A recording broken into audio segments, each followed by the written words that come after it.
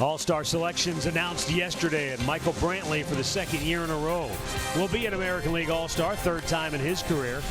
And for the second year in a row, Jose Ramirez is the starting All-Star third baseman for the American League. The Cincinnati Reds roll into town for the Ohio Cup. And that man right there, Scooter Gennett, he leads the National League in batting average. Eugenio Suarez, an all-star for the Reds, he leads the National League in runs batted in. Should be an entertaining three-game series. It all gets underway tonight right here at Progressive Field.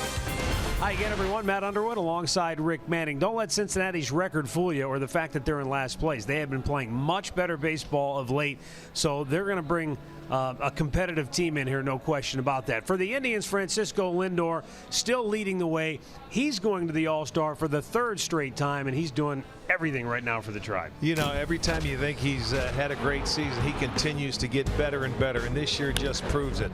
Not only with the bat, the defense, the extra base hits are there, the power just keeps on going. And from both sides of the plate, he's hitting 380 from the right side of the plate. And when you look at the elite this year in baseball, I think Francisco Lindor is right up there leading the way with Mike Trout. Mookie Betts with the Red Sox having a terrific year. Jose Altuve, as we all know, and we don't get to see Nolan Arenado enough, but I'll tell you what, that guy is a heck of a player, and those to me are pretty much top 5 elite players. Well, Francisco Lindor is on pace to set the Indians' franchise record for runs scored in a single season. Meanwhile, for Cincinnati, Joey Votto, he's an all-star for the 6th time in his career, and at this point in his career, he really is the veteran leader on this young Cincinnati team. Yeah, he's been right in the middle part of that lineup, and since 2015, he's done just about everything. He's an on-base machine. He takes the walks. He's a guy that'll choke up with power, but he has a great eye at the plate. He can hit the ball out in any field. You can see the rankings for him, average 315. He's first, especially with the walks, so that means on-base percentage, he's going to be there. He has 1 home run this year. He only has 8 on the year against a right-handed pitcher, so that's down a little bit for him, but he's still a guy with the game on the line. You got to be careful. All right, we'll be back with tonight's first pitch between the Indians and the Cincinnati Reds. It's game 1 of this 6-game series for the Ohio Cup. We'll also check in with Alan Jensen. They've got the showstopper, and we'll hear from Andre Knott straight ahead. Cleveland Indians baseball is brought to you by Who But W.B. Mason, the official office supplier of the Cleveland Indians. And by your Northern Ohio Honda dealers. Made in Ohio, Ohio proud.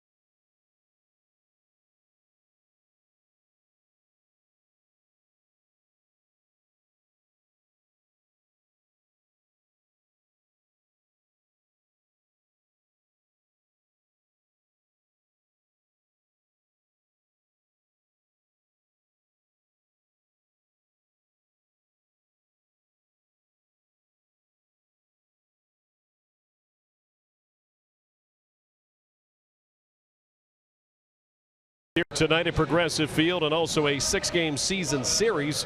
They'll play the Reds, the Indians will, 3 times in Cincinnati in the month of August. Hi again, welcome back to center field along with Jensen Lewis, Al Pulowski. Time now to take a look at our showstopper, and that goes to Milwaukee Brewers first baseman Jesus Aguilar, who leads the National League, tied for the lead with 22 home runs and still might be an all-star. Multi-homer afternoon against Atlanta on Sunday. You're right, he's tied with the Rockies' Nolan Arenado, but for you Sabre nerds out there, he's also tied with Eugenio Suarez, 160 weighted runs created plus and a 414 weighted on base average. What does that translate to? Well, those are 2 of the most complete measures of offensive production. Suarez, Arenado, those guys are all-stars. Jesus Aguilar will be on that final fan boat for the National League. So to simplify, you're saying it's good. I'm saying he's a good player, and offensively he's really good. Very good. Good to hear. Let's go upstairs. Matt Underwood and Rick Manning have the call on the ball game tonight. Let's send it over to them. Fellas. Thank you, Al. And Jensen, a beautiful night here in downtown Cleveland. Indians-Reds renewing their rivalry.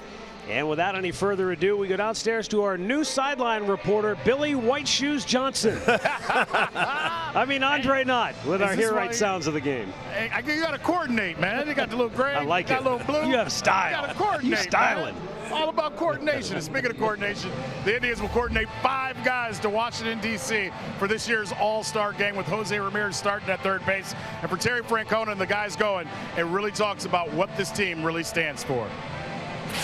For Trevor, it's his first one, and I think he's very deserving. Jose's going to start, which is exciting. For Brant, all that he's been through, if I grabbed him and told him, I said, you take a minute and enjoy this, because he put a lot of work in, and it's pretty cool. Phenomenal young players that come in with a smile every day with a lot of energy, and I get to hit in front of one and watch one hit behind me. They're great at bats day in and day out, but they come to look to get better every day. I think that's one of the biggest things I can say about both of them. They're never satisfied, always pushing the envelope, and always keeping everybody up in the dugout. He's like a dad, he's a big brother. He when I'm struggling, I go to him, or even when I'm going good, I go up to him and be like, hey, give me some knowledge today. He's very special. I'm glad I got a chance to play with him day in and day out, and seeing how successful he's been, even though he's had a lot of ups and downs.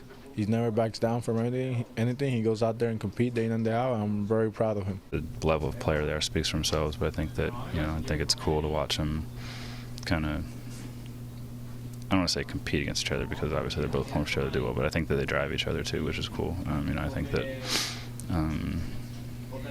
it's funny. I feel like if Frankie goes out there and hits a double, Jose's going to go out there and hit a homer, or vice versa. I think that they kind of feed off each other, which is good for us. We have a good rotation. That's what it means.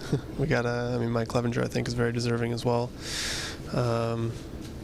So, we know we can pitch. That's kind of the lifeblood of the team, and that's how we feel as a starting staff anyway. That's how we try to take our job and go out there and be the best that we can be, and put in all the work and all that different, all the cliche stuff that goes with it.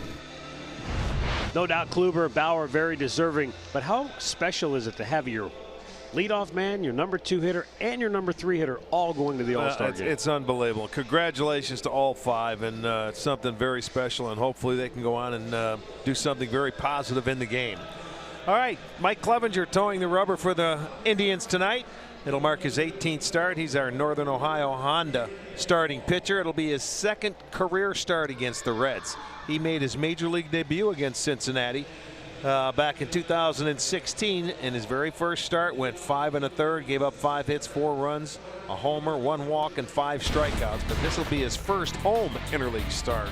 Jim Riggleman's starting lineup for Cincinnati, 6 left-handed bats, including the leadoff man Scott Schebler.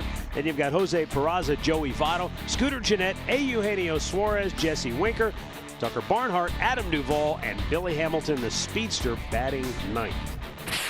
And here we go as Clevenger winds it up. And we're underway with a line drive to right field. That's going to get down on a hop, played by Tyler Naquin.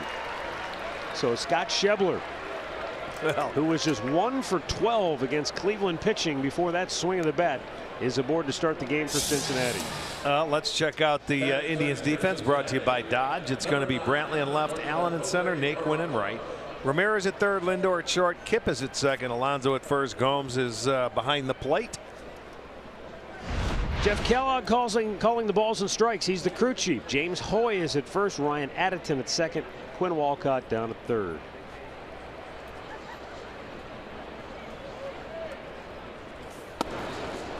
Jose Peraza looks at a low fastball for ball one.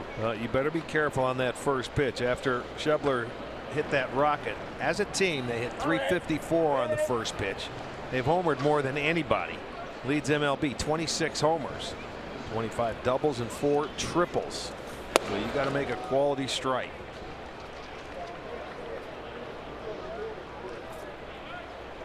Two balls, no strikes to count on Peraza.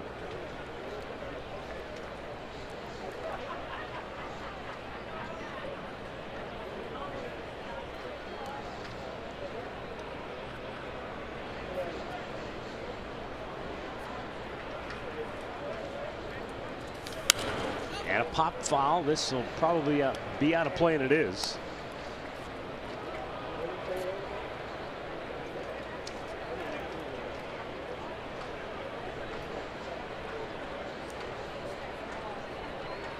Peraza against Cleveland pitching has had 20 at bats.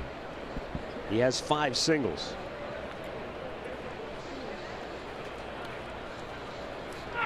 Oh, they picked him off at first. Alonso with a great job to pick the throw out of the dirt.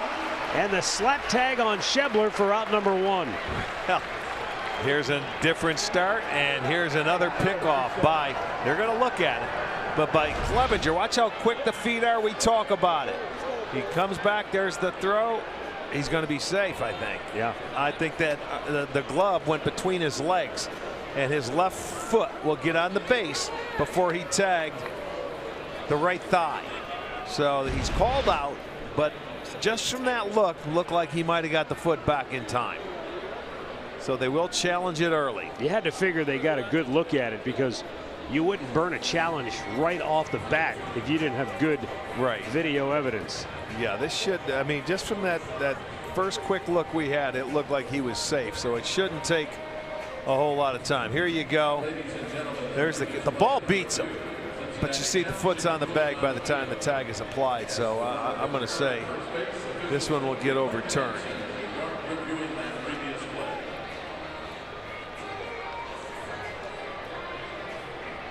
I'm surprised it's taken this long. I am too. It looked pretty cut and dry. Well, that'll give us time to let you know that if you're not familiar with Cincinnati, the Reds got off to a horrendous start. 3-15 to start the year. Manager Brian Price was fired. And since Jim Riggleman took over, they've been a .500 team. They've gone 36-36. But when you consider how buried they were at the start, going 3-15 out of the gate. At one point, they were, what, 21 games under the 500 mark. And they have really played solid baseball since then. And you know what? They're playing. It's an aggressive team. Price had been there for about 4 or 5 years. They're running the bases hard. They're aggressive, you know, with the bats. And that's the way they want to play. And, you know, Jim Riggleman's an old baseball guy. He's an old school guy. He's been around a long time. So what in the world could they be looking at? I really don't know. That's taken way too long for the shot that we just saw in 5 seconds. There has to be a malfunction in the system. Well, we'll take a look at this angle before, and you can see the foot's on the base, and then there's the tag. It's pretty simple. No kidding. So Schebler is safe at first. And we'll get back to business.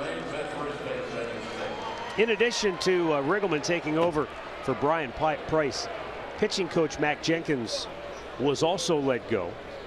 Danny Darwin took over as the interim pitching coach, and Pat Kelly was promoted from the AAA manager spot to the bench coach for Riggleman. Swinging a foul back by Jose Peraza. This is a tough guy to strike out. He's averaging better than 9 plate appearances per strikeout. That's second best in the National League. Doesn't mean you can't strike him out. Just means he's putting the ball in play a lot more often than most.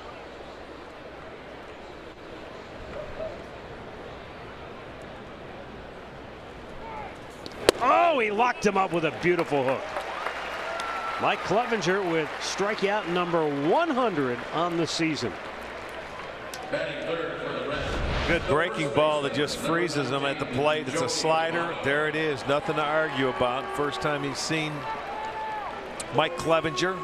You know, he did say he made his first major league start there, but he's only had 4 players that he's faced: Barnhart, Hamilton, Suarez, and Votto. Here is Votto. Swing and a miss. Surprised to see Votto get after the first pitch? No, this is how this team has been playing. They've been very aggressive. But I know what you're saying with him. Normally, he sits in there and he waits to something to his liking. He's not afraid to hit with 2 strikes. He chokes up. This is a guy where it's unbelievable. If he doesn't feel comfortable trying to pull the ball, he takes a lot of pitches. You can see he gets better with runners on base. But look at him choke up. That's 2 to 3 inches. That's like playing pepper. Reminds me of Barry Bonds back in the old days. That's even more so. Votto leads the National League in on-base percentage. He's tied for second in walks.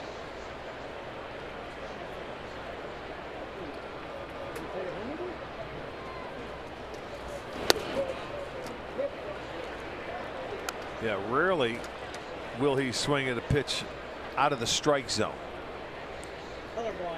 You know, he only has 8 home runs this year, which is down, and I think just 1 home run against right-handed pitching, which is hard to believe. Out of play on the fastball. 2-2.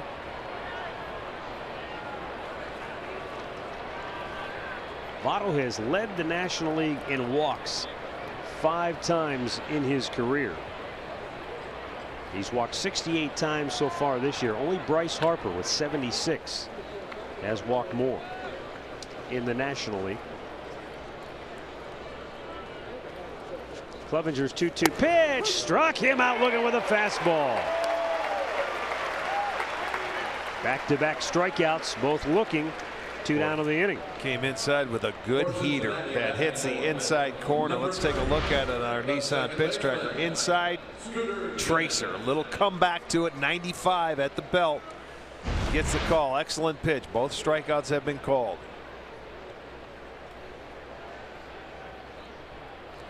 That's going to bring up Scooter Gennett.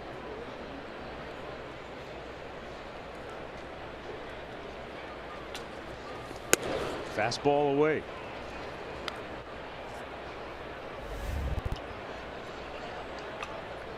Scooter Gennett batting .326. Number 1 in the National League, tied actually with Almora of the Cubs heading into today. But you think of the great history of the Reds franchise, and they've had a lot of great hitters over the year. Even since the Big Red Machine, they've had good hitters. But nobody since Pete Rose in 1973 has led the National League in batting average for Cincinnati.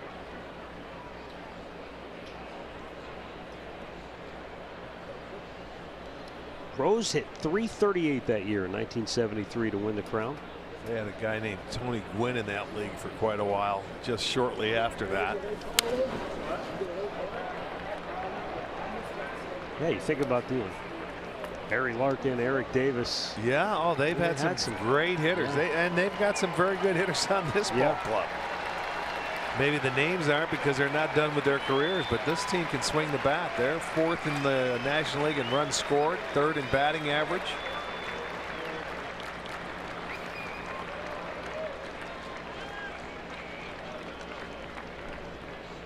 Runner at first, 2 down, runner goes. Ball hit to right. And Naquin, what a catch! Holy smokes! He leaped in the air, grabbed it, hit the track, and held on. A standing O indeed.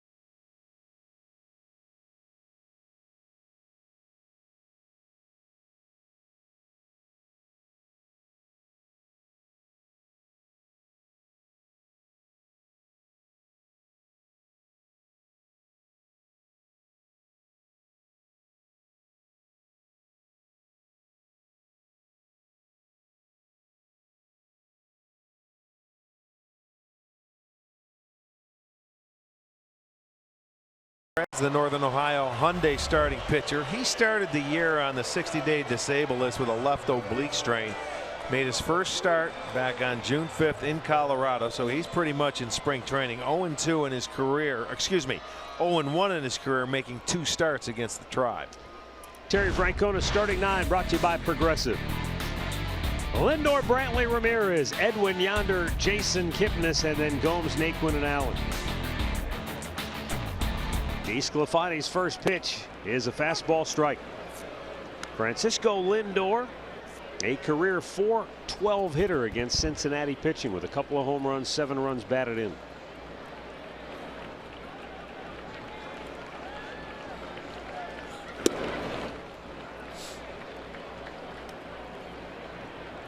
Lindor going to the All-Star game for the 3rd straight season. The only other Indian shortstop to go to the All-Star game 3 years in a row. A man by the name of Lou Boudreau. Popped up, foul ground. Suarez. Yes, sir. Came back.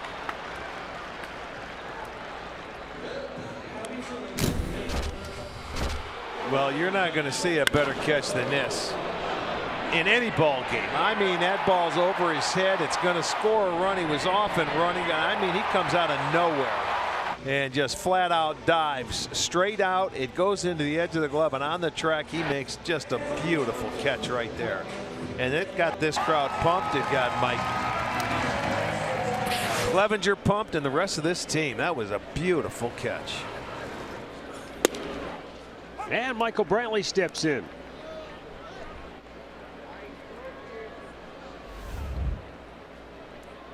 Brantley, an All-Star now in back-to-back seasons. He also went to the Midsummer Classic in 2014. Takes a pitch inside, 1-1.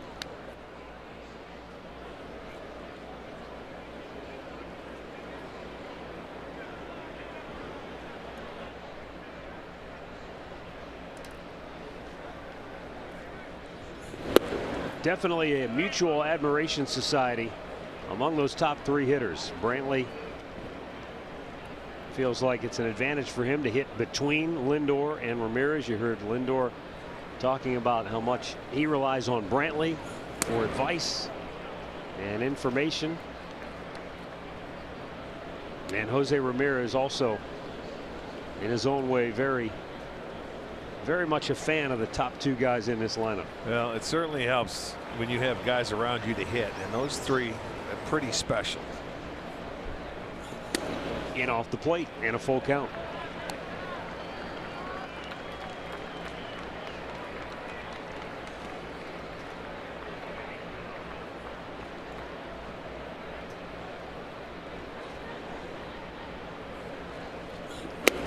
It's low, ball 4. So the Indians have a 1-out base runner. Let's check out the Reds defense for you tonight behind the Slapani. It'll be Duvall in left. Hamilton is in center. Schebler over in right. At third base, it's Suarez. Peraza is the shortstop. Gannett is at second. Votto at first. Barnhart doing the catching. Here is Jose Ramirez, voted the All-Star starter at third base for the 2nd year in a row.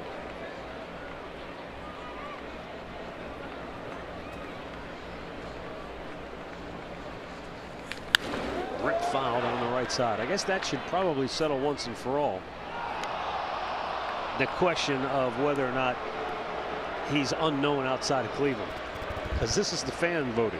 Yeah. And I know he got a lot of vote from Cleveland, but that doesn't carry you to an All-Star start. Well, the guy that leads off for this team is right there with him in the same boat, and he's not a starter, so they could have very easily had 2 on the left side. Popped him up on the infield right at the third baseman Suarez, and will have his second put out of the inning.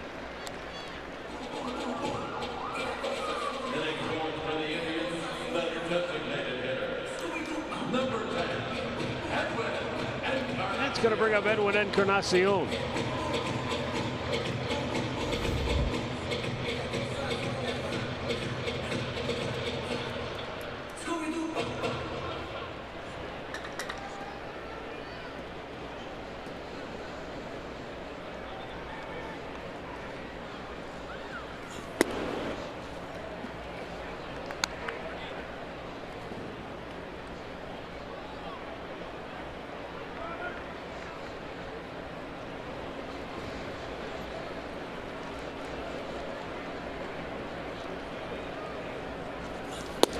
Taking a strike.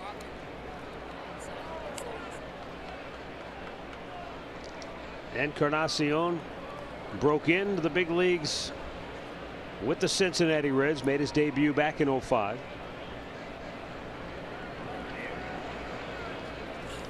But because he left Cincinnati and essentially made his bones in the American League when the Reds traded him to Toronto, he hasn't played against Cincinnati all that often. He's only had 28 career at-bats against the Reds, but he has 9 hits and 5 of them have been home runs.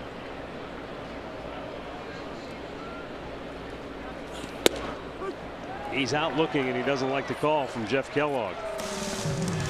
He lets the veteran umpire hear it. No score after 1.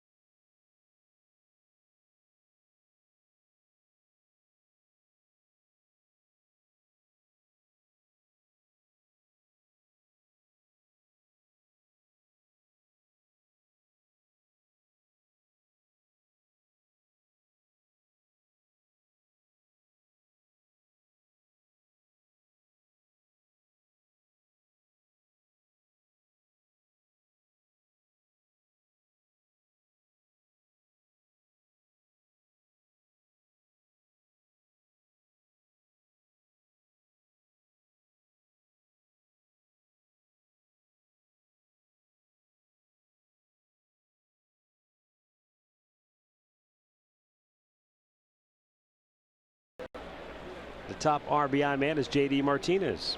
This guy's right behind him, which means he leads the National League in runs batted in.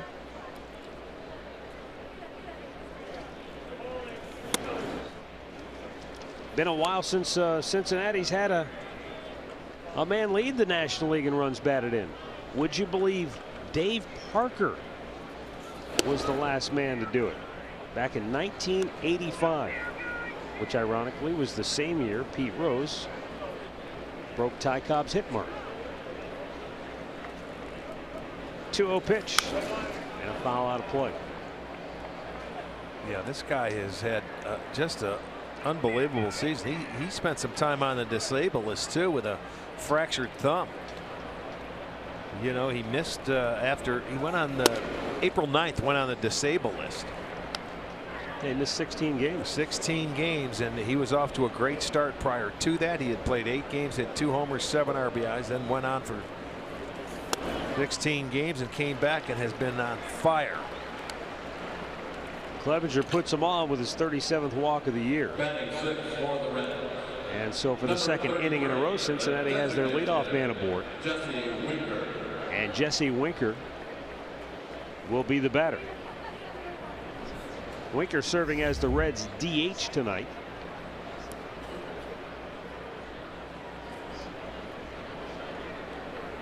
Has a hit in 4 straight games.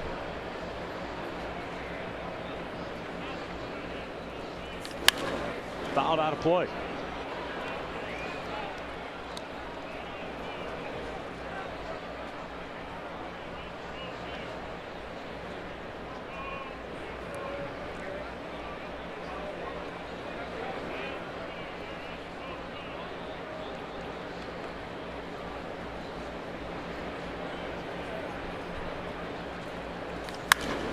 And another foul out of play to the left.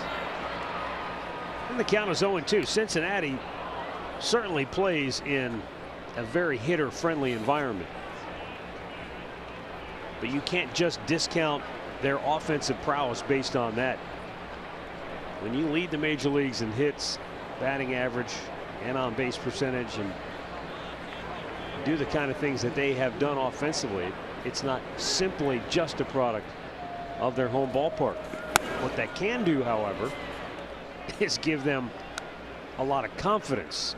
You start hitting the ball out of the park, you start getting crooked numbers on the scoreboard, and suddenly maybe you think you're better than you really are, and maybe that buoys you as a team collectively. Maybe they're riding that. Well, you know how this goes. We talk about it every year. Sometimes you play better at home than on the road, and you know, just because you have a good hitter's ballpark doesn't necessarily mean you're going to hit there every year. Yeah, because the other guys get to hit there too. Absolutely.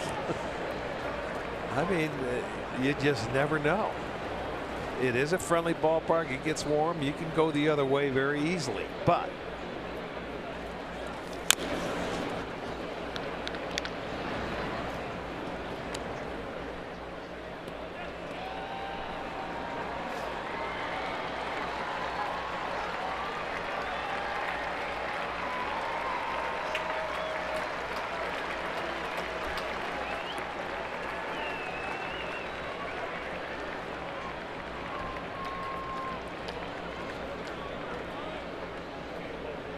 the 2-2 up and away at a full count.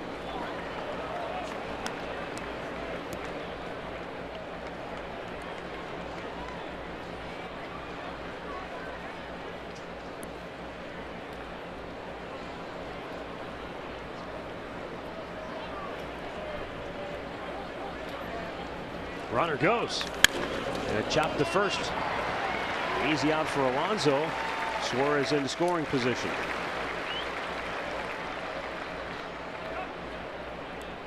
Tonight's storylines are brought to you by Wayside Furniture. Against Cincinnati, the Indians have dominated here at home, winning 16 out of 18. And one of the things that Mike Clevenger has done a very good job of is keeping it inside the fence. Only 7 home runs in 110 innings of work. That certainly helps. Keep it in the ballpark.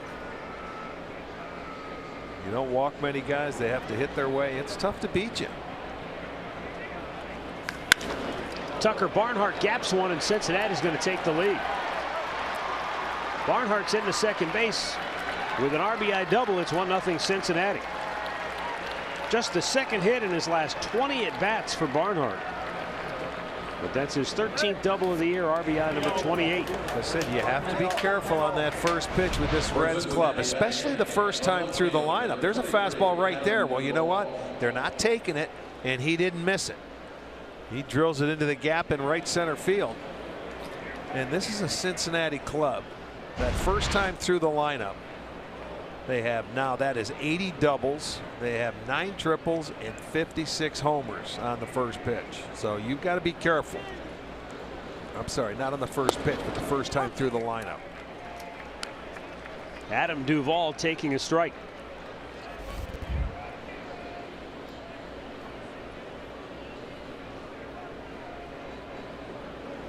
Duvall has good power.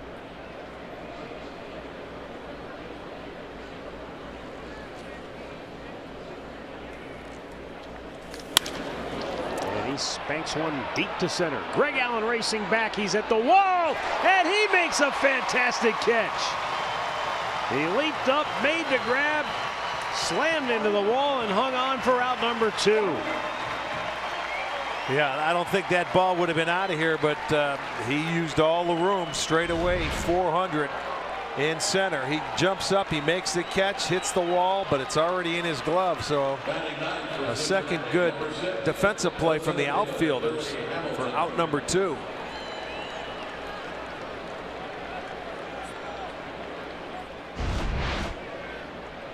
Clevenger loves it, but he also knows he's living on the edge right now. Billy Hamilton, the speedster for Cincinnati. He's been in a good place offensively, maybe batting out of the number 9 spot. Last 20 games, he's hit .375. And still running. 10 steals, 17 runs scored in those last 20 games. Clevenger eats him up with a good fastball, 1-1.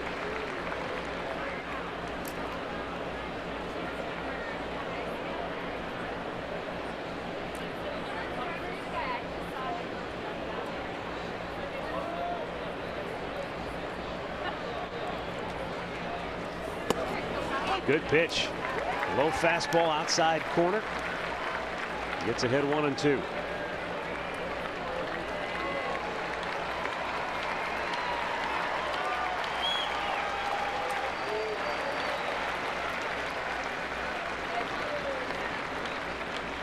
Swung on and miss. He pulled the string on him. Third strikeout of the night for Clevenger. But an RBI double by Tucker Barnhart has Cincinnati in front 1-0, middle of the second.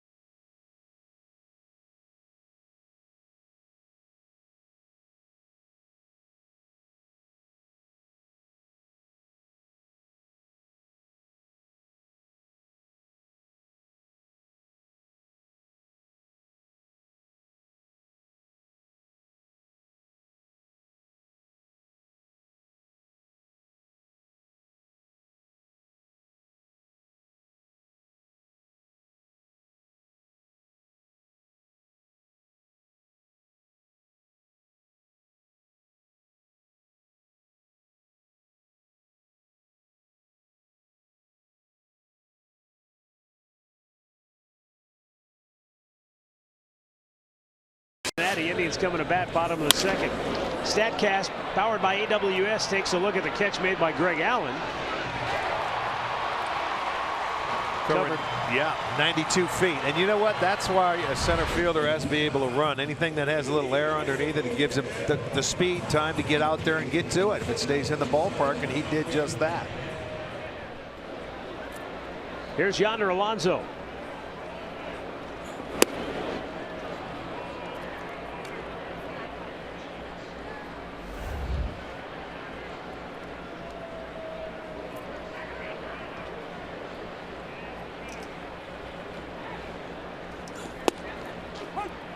Low fastball, called a strike. Yonder Alonso, a career .355 hitter against Cincinnati pitching.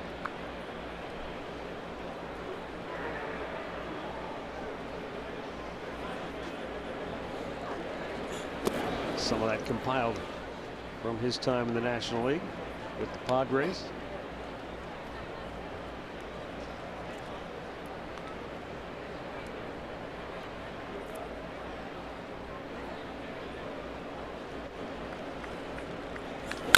Off the foot, right up the instep, it looked like. Well, there's the protection. He loosened that up.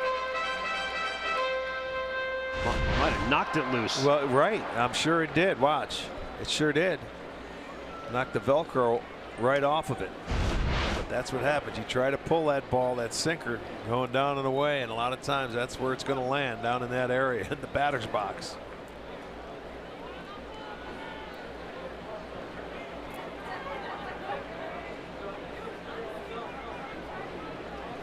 And the 2-2. The ground ball with the shift on. Alonso is retired for out number one as Jose Peraza throws him out. The MLB TV All-Star Sale is here for $39.99. Watch every out-of-market game, regular season game, live or on demand. Your subscription includes MLB At-Bat Premium, allowing you to watch live baseball on your favorite supported devices. Blackout and other restrictions apply. Visit MLB.tv to take advantage of this sale. Fouled right back. Jason Kipnis, 2 years ago, was named the most outstanding. I'm sorry, 3 years ago was named the most outstanding player in the Ohio Cup back in 2015. That year he batted .458 against the Reds, 11 hits and 24 at bats with 4 runs batted in.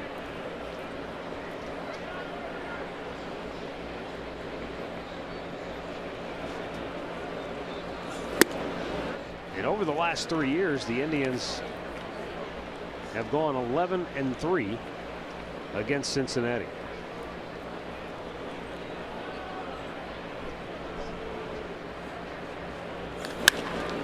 Fly ball hit the center. Billy Hamilton backpedaling. 2 down. Well, let's take a look at Tyler Naquin's catch from that first inning on StatCast. That was a lot harder catch because that was on a line, and I mean that ball was smoked. See, he had half the time. Catch probability 81%. I don't buy it. I'm telling you, I don't buy it.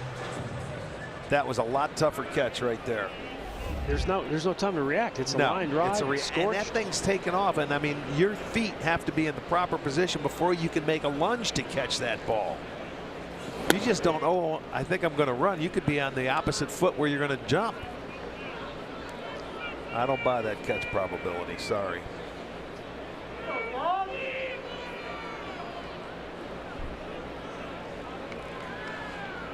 I think we have to call that a glitch in the system.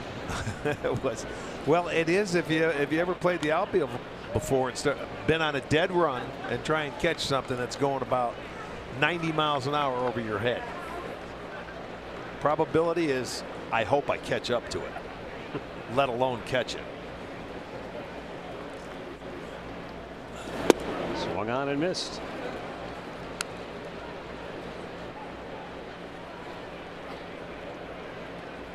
You know, and there are times when you're playing the outfield and you're running after a ball and you dive.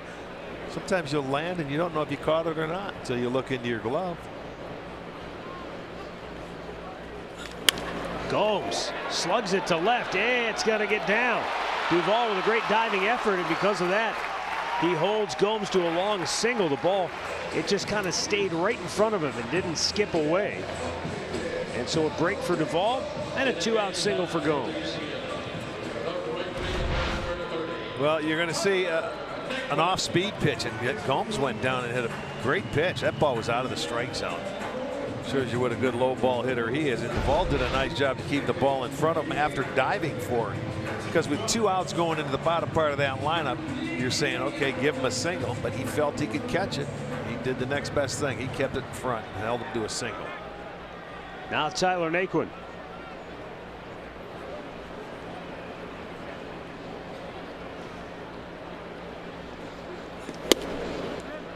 Pitch is in off the plate.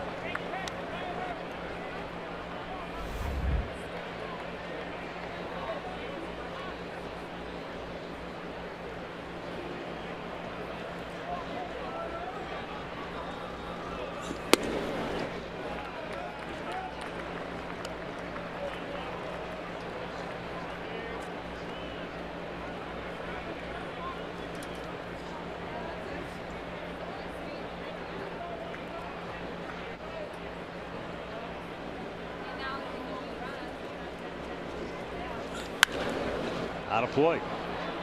Tyler Naquin got off to a great start. Made the opening day roster, started on opening day. He was hitting .417 in the month of May, and then a hamstring injury sidelined him for a month. Since he's come back, just 9 for 56 at the plate.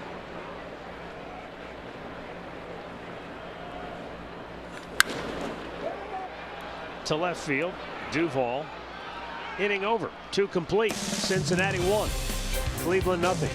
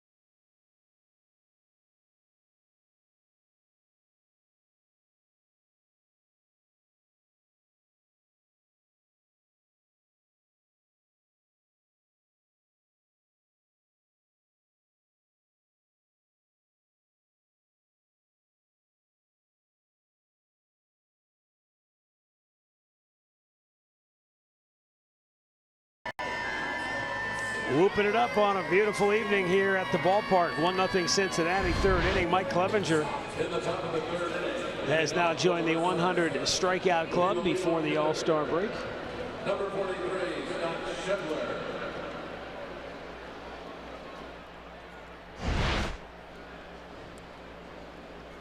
Top of the order for Cincinnati, Scott Schebler coming to the plate.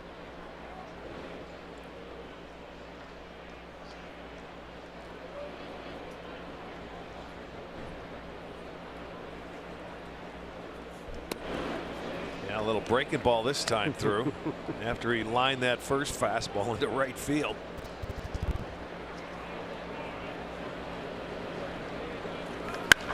Well, he lines this one to deeper right field. Hits the base of the wall. Naquin holds him to a long single with a perfect one-hop throw to second. I'll tell you what, the ball off this guy's bat the last 2 hits have been impressive. He can hit a fastball. This ball gets off in a hurry. And there's another fastball middle of the plate. And it just took off. And it hits the base of the wall, and then Naquin played it beautifully. Naquin was out early today working on throws to second base from there, and he just fired a one-hop seed right on the money.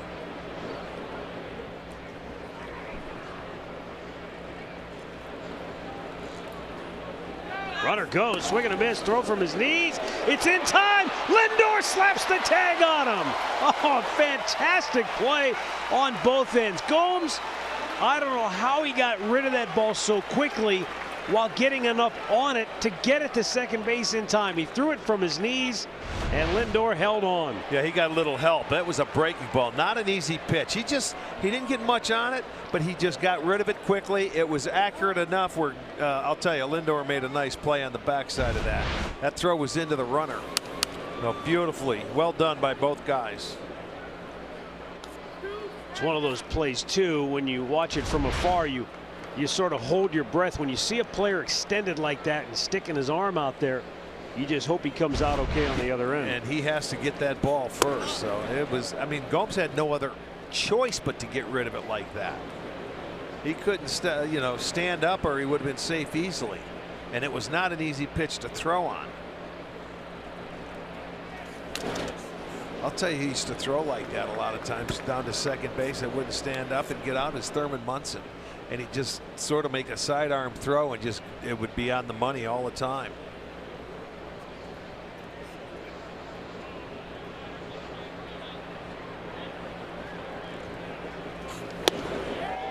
Swing and a miss. Good breaking ball. That's 4 strikeouts for Clevenger, 2 away. Down to Andre. Well, obviously in playing the Reds, we know that Billy Hamilton is a guy that speeds around the bases, but in talking to Mike Sarbaugh, the infield coach, third base coach today before the game, he said they're going to play most of their infield up a little bit more against the Reds because they are a speedy team, especially the infield guys. We know Hamilton is, but he said this is just how they play. They're a speed team.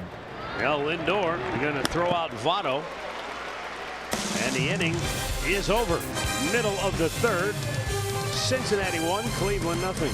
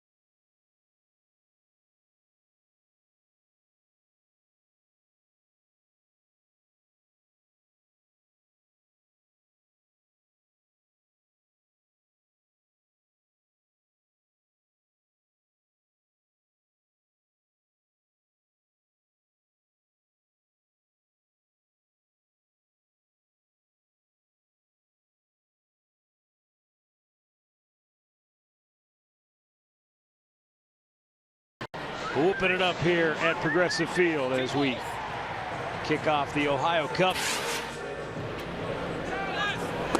Another look at the Yan Gomes throw to second to nail Scott Schebler. Yeah, that was just well done. Greg Allen leads off for the Indians here in the bottom of the third. Anthony DeSclafani. He walked Michael Brantley in the first. Gave up a 2-out single to Jan Gomes in the second, but that's been it so far.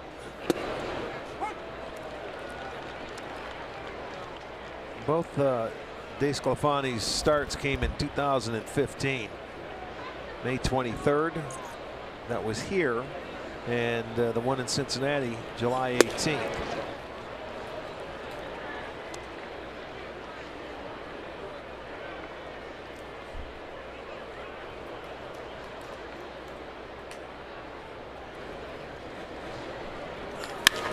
Greg Allen jolts one to center, but Billy Hamilton covers so much ground he's able to run it down with ease for out number 1. Our stat of the game brought to you by Buick, and you look at the Indians' top 4 hitters: Lindor, Brantley, Ramirez, and Encarnacion. The way they bat in the order, talking lineup positions 1 through 4.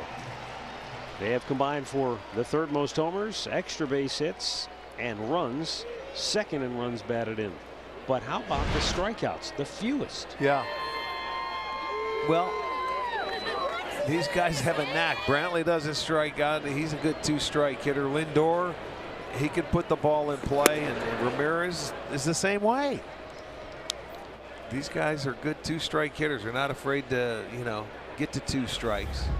Yeah, it seems like in this day, this current modern era of baseball in which we talk about guys swinging for the fences and strikeouts on the rise, those 3 hitters fly in the face of that. Now Edwin, a little different. Edwin's, yeah, but he's your number 4 hitter. Yeah, he's going to hit you the home runs. He's trying to hit home runs a lot more than these guys. These guys come, and when they put up good swings, they get their home runs. Edwin's trying to launch, and he'll take his walks. And Michael Brantley, who walked his first time up, steps to the plate.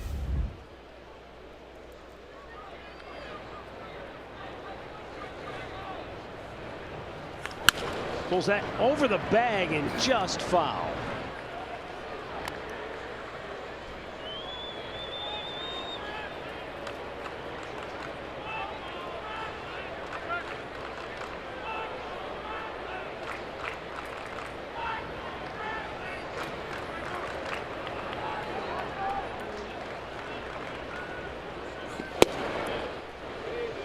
Pitch just off the outside edge. All time, the Indians have gone 56 and 47 against Cincinnati.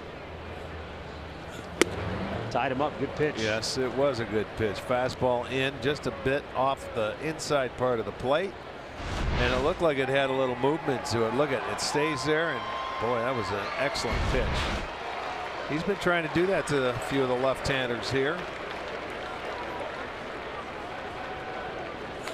Brantley socks one right back up the middle. Second straight inning, the Indians have a 2-out single. But this time it gives Jose Ramirez a chance to bat. Well, this didn't hit the same location. They wanted it, but you see how it leaked out over the plate? That one got too much of the plate, and good hitters, look at, he stayed the same with the swing. But it wasn't the location of the pitch before. He gets a base hit up the middle. So good job of hitting by Michael Brantley.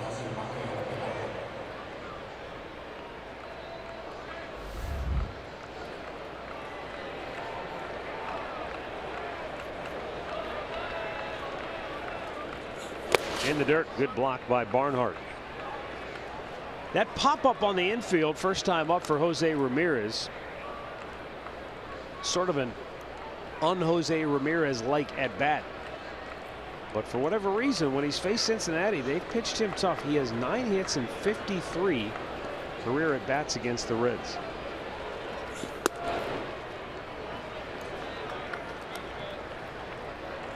So we'll see if that's just flukish or if that trend continues.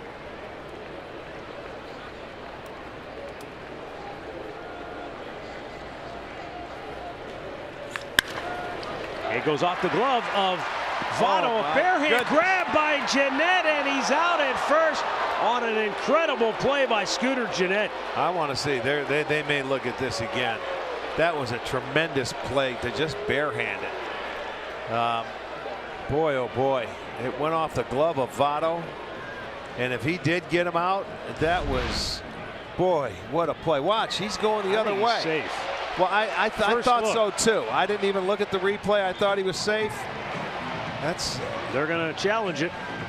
Well, okay, it's that Here's close. your You look have right to take here. your chance. Boy, No. is that close. That's going to stand. I don't know if he beat that from that angle. And the replay command center in New York reviewing the previous play that the runner was out at first base. Looked like he lunged and he was up in the air just a little bit too long. Yeah, the first angle I thought he was safe. That last angle makes it a lot harder to tell. This one's different because you can't see where the ball is. Yeah. So it looks like his foot's down.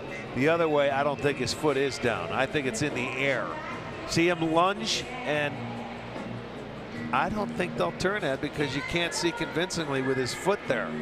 You know, he's covering up the base where Hosey landed. You just don't know when he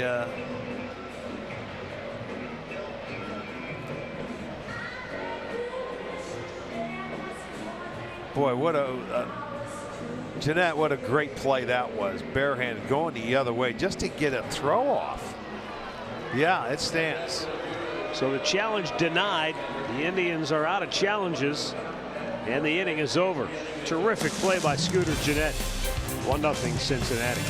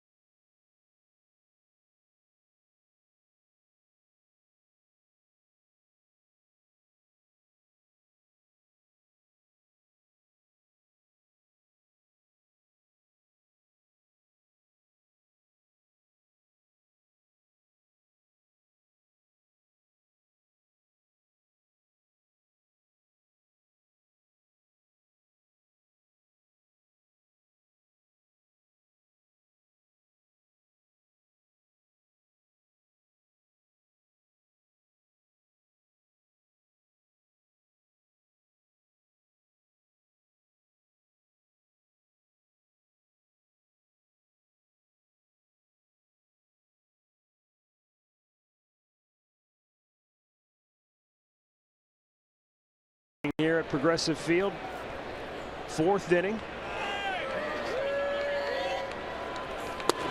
And Scooter Gennett leads off. He was robbed of a hit on a spectacular catch in the 1st inning by Tyler Naquin. A hit and an RBI. But he just took a hit away from Jose Ramirez. Yes, he did. If you guys won't give it, I will not either. I'm going to take it. Is that in the Bible? Yes, it is. If you will not giveth, I will not giveth either. I will take it. Swing and a miss. Got a piece of it right into the glove of Gomes. 1-2 the count.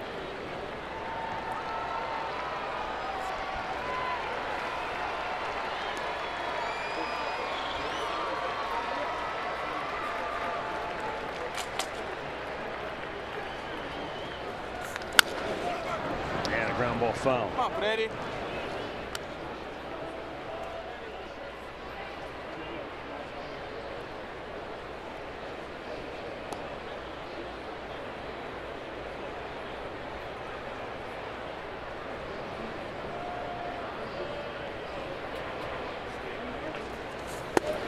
Just a bit outside with a fastball.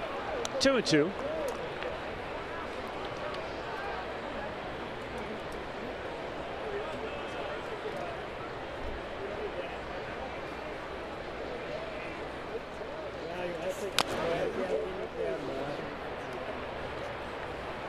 Want to send out special happy birthday wishes tonight to Esther LaGuardia, celebrating her 87th birthday in North Olmsted tonight. Her nephew Bob Chester does such great work for the Indians in their video department. So happy birthday, Esther. It's Aunt Esther, so hopefully she's having a great day. All right.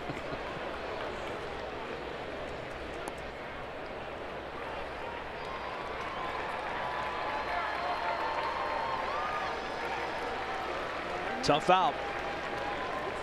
Clevenger deals, and it's ball 4. Second walk issued by Clevenger, and the Reds have had their leadoff man aboard in every inning. Now batting for Cincinnati, the third baseman, Looks like Clevenger a little frustrated with himself. Yeah, had him down to the count and ended up walking him.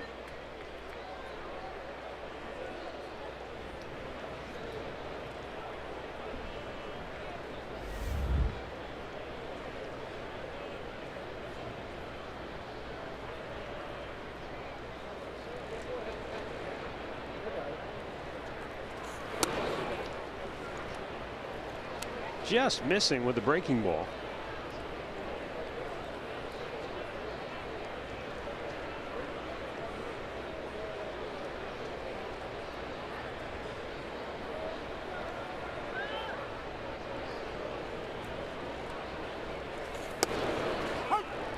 Clevenger pitching on 7 days rest, and sometimes that can be a good thing. Sometimes it can throw a pitcher off because there's maybe he's a little too strong and you don't get the kind of movement that you would get normally. Third time this year he started on at least 6 or more days of rest, and the first 2 times he was unhittable. 14 1/3, .122 average against, didn't allow a run. Matt, you may be onto something. It was something that he was concerned about when he knew he had to wait 7 days. And I know the Indians are just trying to take care of him and take care of the rest of the pitchers. But he told me that he was at a point where he felt like he wanted to stay in rhythm.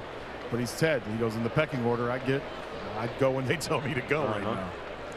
Well, you know what? It may have a little something to do early in the game, but he's made some really good pitches. Oh, yeah. Again, it's not like he's all over the place, but I just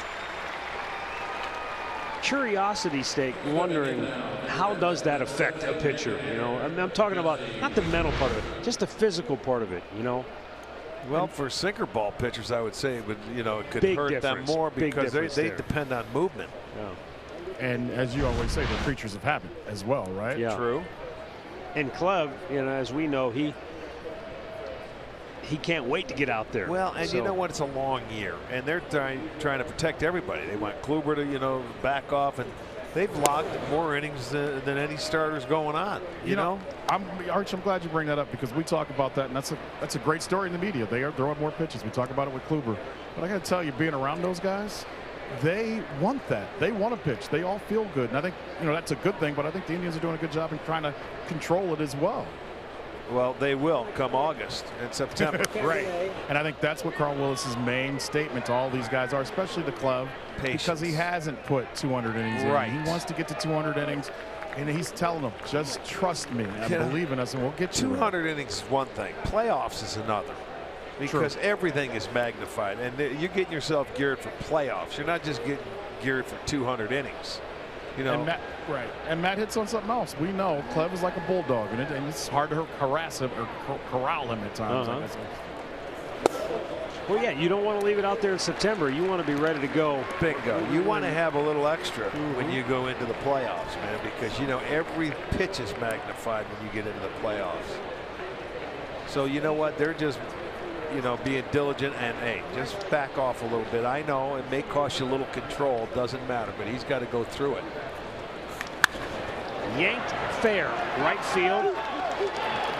Jeanette into third. Billy Hatcher is going to wave him around. Kipnis' throw to the plate. It's in time, but Gomes couldn't come up with the ball. It was a short hop, and he just couldn't quite dig it out. And the Reds lead is 2-0, and Winker ends up at third. Well, they had him. They hit a breaking ball, and there's a slider, so it stays fair. It's down into the corner. They're going to be aggressive. As I told you, that's what this team does. They try to take the extra bases. Good relay throw. Here comes the good secondary throw. His short hops. Gomes just never had it in his glove. He thought he caught it. He did not. And you know, on that hop right there, you'd have to ask him. It looked like it was catchable. He just didn't hold on to it, and the run scores.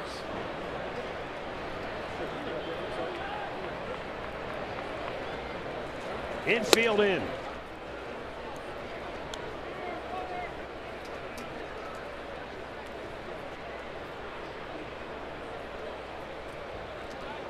Runner at third, one out. Tucker Barnhart doubled to right center field his last time up to drive in the first run of the game.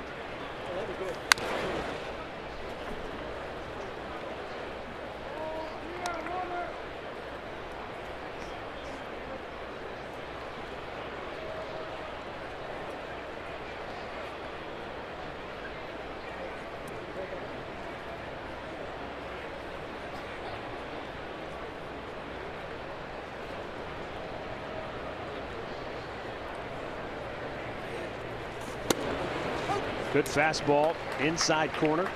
You look at it in this ball game, Clevenger's walked 2. Both of them leadoff walks. Both have come in to score. In the second, now here in the fourth.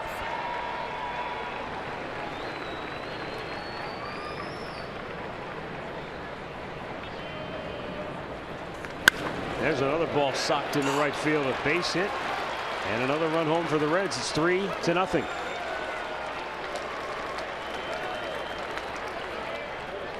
So Tucker Barnhart's 2 for 2 and has 2 runs batted in.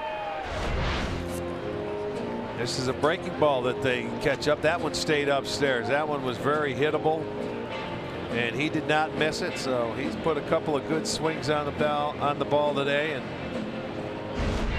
I'll tell you, this is an offense. He hit the ball hard, and he's got some help from his defense as well. Well, they've been swinging it here in the first 4 innings. He doesn't look like he's paying a whole lot of attention.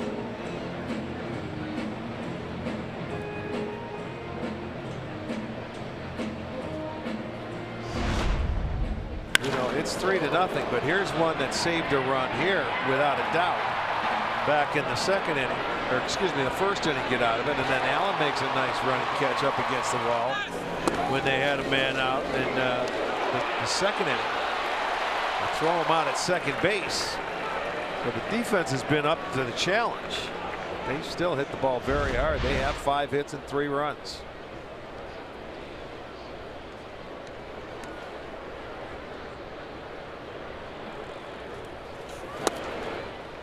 Adam Duvall.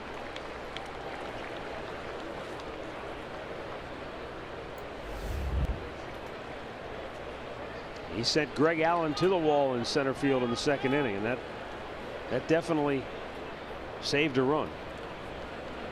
You know, I remember when Duvall was in the middle part of this lineup.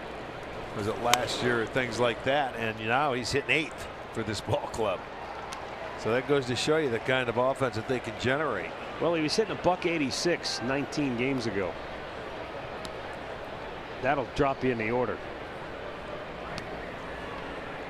There you go. Big difference, 75 points from last year to this year. But the homers and ribbies aren't that far off.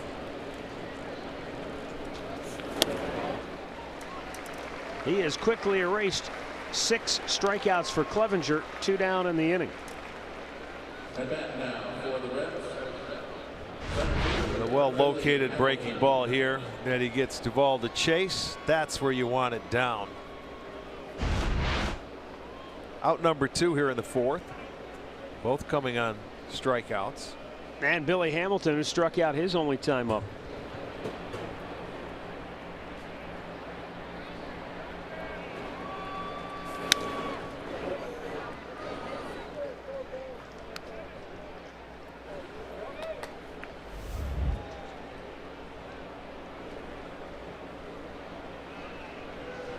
A .200 career hitter against the Indians is Billy Hamilton. And that covers 17 games of this Ohio Cup series. He's coming off a series, though, in which he had 7 hits against the Cubs at Wrigley Field.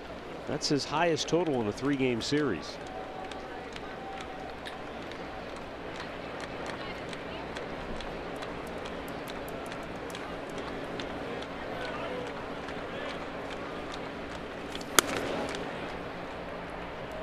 One and 2 the count.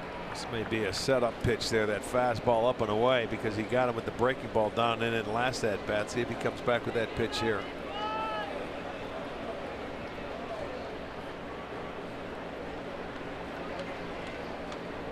Well, wanted to try and heat him up in.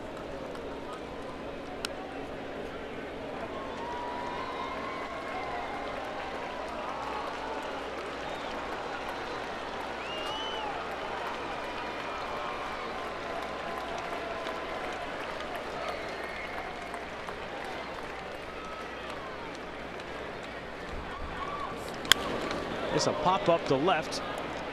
Brantley's coming in. Lindor goes out and makes the grab, and the inning is over. But Cincinnati tacks on 2. Middle of the 4th, they lead it 3-0.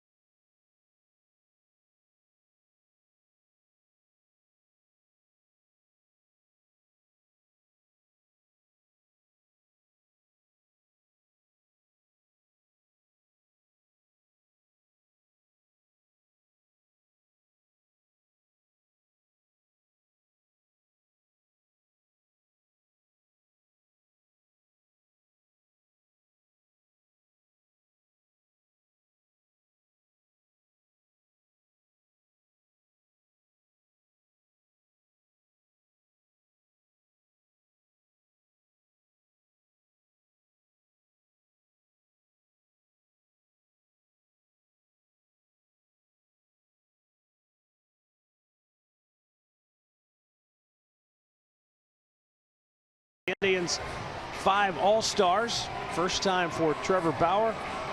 3rd straight for Corey Kluber and Francisco Lindor. 2nd straight for Jose Ramirez. 3rd overall selection for the man in the middle, Michael Brantley.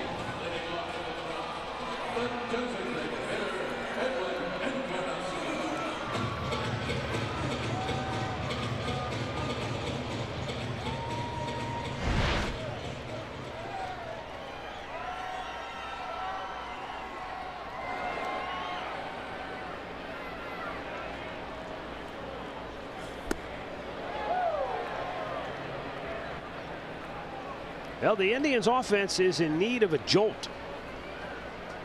They have been shut out for the last 17 innings. And over their last 21 innings, they have 1 extra base hit.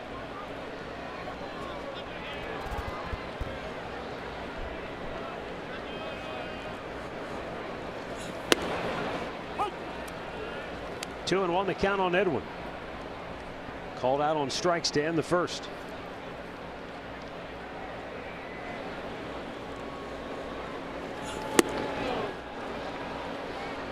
It's been fastball, slider, and changeup by Anthony DeSclafani.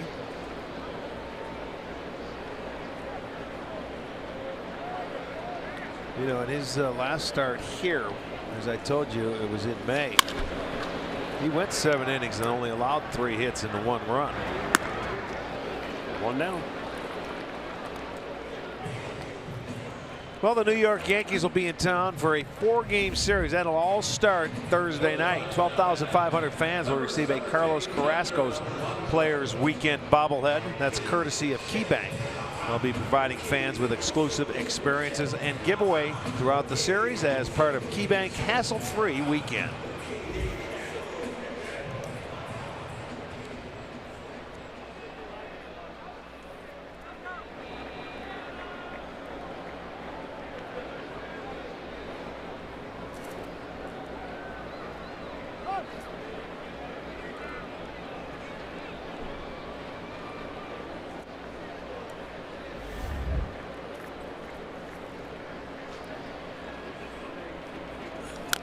Yonder Alonso is swinging a foul ball.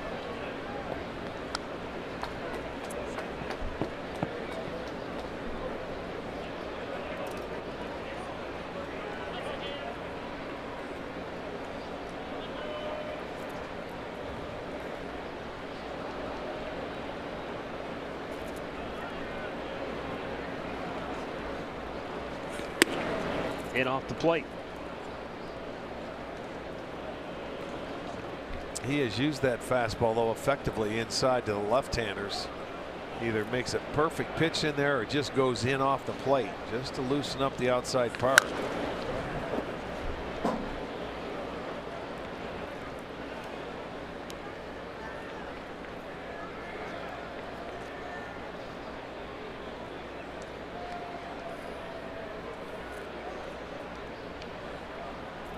DeSclafani walked 1, struck out 1, all coming back in the first inning. That's in the dirt, and Alonso skips out of the way.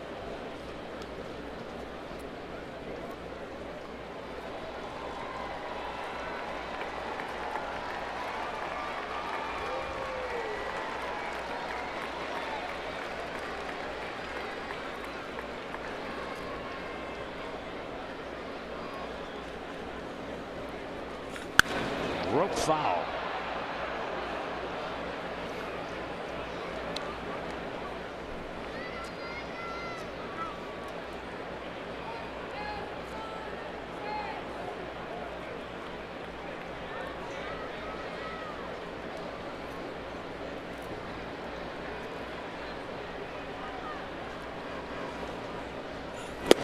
A little bit outside and a full count.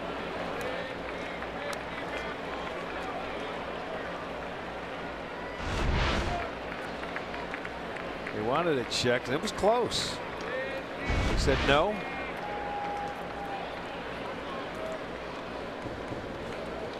And on the 3-2, Alonso crunches one to deep right field, and goodbye. Got over the wall and hops into the seats for a solo home run. 13th of the year for Yonder Alonso, and the Indians are on the board. And that snaps a 17-inning scoreless drought for the Indians.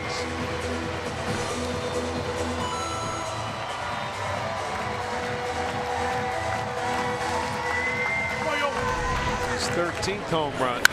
Oh, fastball right there at 3-2 count. He went at him and challenged him, and he lost that challenge. The 10th home run given up by DeSclafani, and that hit the top of the cement out there and ricocheted up into the seats. So the Indians are on the board.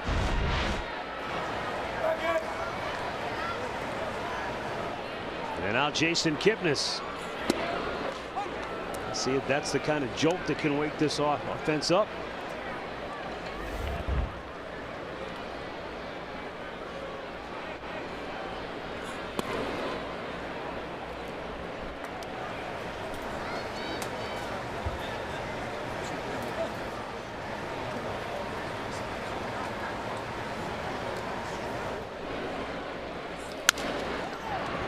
To Joey Votto, he'll take it himself for out number 2.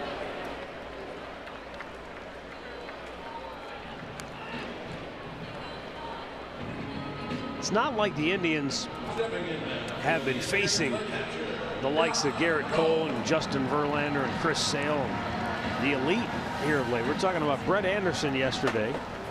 who shut him out over 5 innings in the bullpen of the A's, and Anthony DeSclafani, who had an ERA over 5 coming in 6 starts. Yeah, he basically is still into like a spring training mode after starting the year on the 60-day DL. This is his 6th start, so.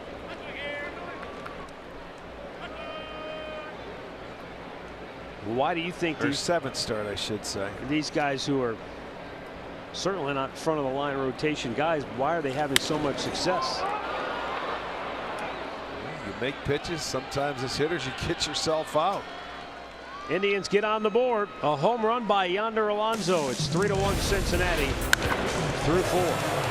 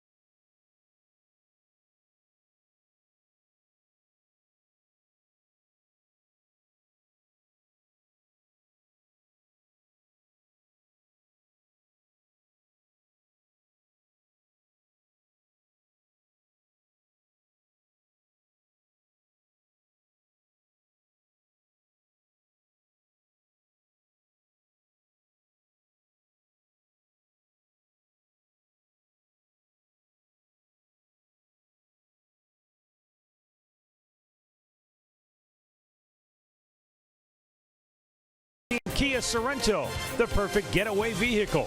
Visit KiaDealers.com to learn more. By Levin Furniture. For the best deals on furniture and mattresses, shop Levin's. And by your Chevy Network dealers. Visit ClickChevy.com. Chevrolet, find new roads. Slider Dogs. Top of the 5th here at Progressive Field. And the Indians, Mike Clevenger goes to work against the top of the order. Cincinnati's had their leadoff man aboard in every inning so far tonight. Scott Schebler led off the first with a line drive single to right. He led off the third with a line drive single that hit the base of the wall in right field. Yeah, he was erased on a beautiful throw by Gomes after he reached on his single back in the 3rd. Schebler hit .320 first month of the season, then just .200 in May, but he bounced back, hit .330 in June. Coming into tonight, he was batting just .217 first week of July, but you wouldn't know it by the way he swung the bat first 2 times up.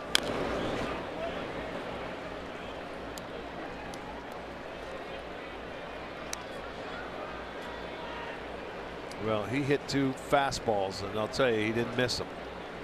That was a slider. You have him out front. I wouldn't be surprised to see the changeup going down and away. After the way he hit the 2 fastballs, I'd show him the fastball and attack him with off speed. He got him with a fastball. Threw it right by him. 7 strikeouts for Clevenger. Mid-game recap brought to you by your local Toyota dealers. Tucker Barnhart's 1-out RBI double in the second gave the Reds a 1-0 lead. Jesse Winker added to it with an RBI double in the 4th. It was 3-0 when Yonder Alonso connected for his 13th home run of the year in the 4th, and that's where we stand.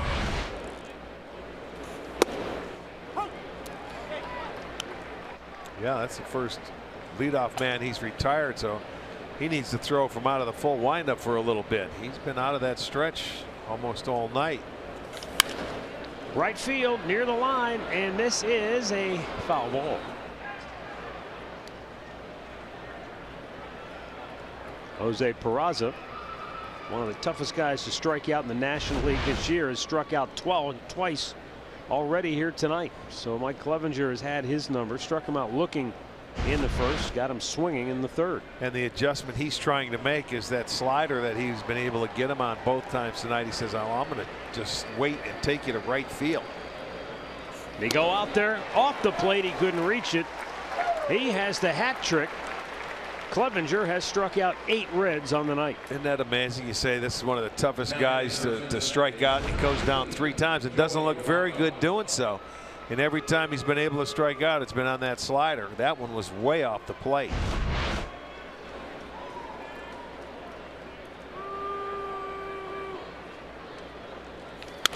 Twice this season, Peraza has had streaks of at least 40 plate appearances without a strikeout.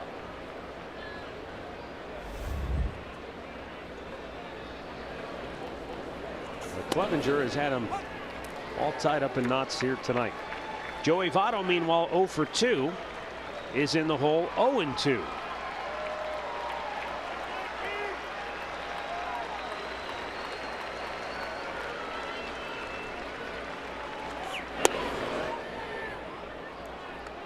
Threw him a slow curveball, but it's down out of the zone.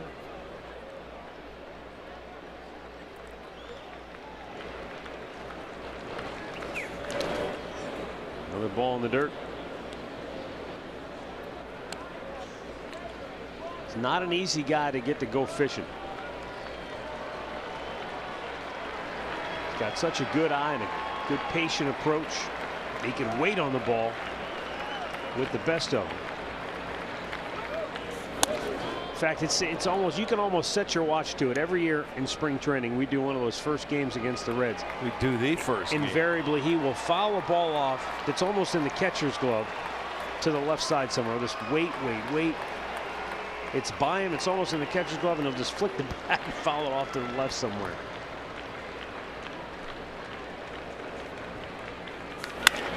Hits the fastball high in the air, deep left center field. Greg Allen looking up, and it's gone. And it's now a 4-1 Cincinnati lead. Joey Votto's 9th home run of the year.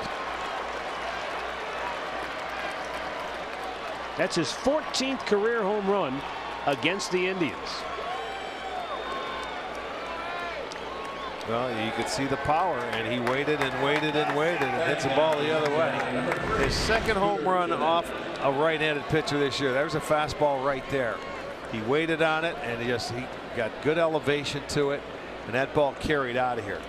The other right-hander he hit one off of was Chris Jimenez.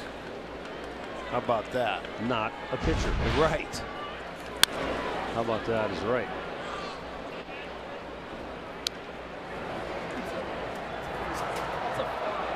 And he had him in the hole. 0-2.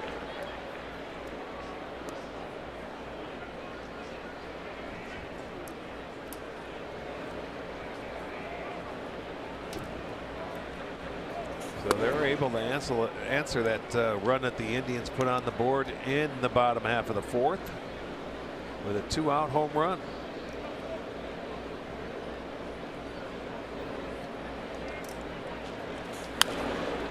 Scooter Gennett fouls one straight back. And a 1-2 count.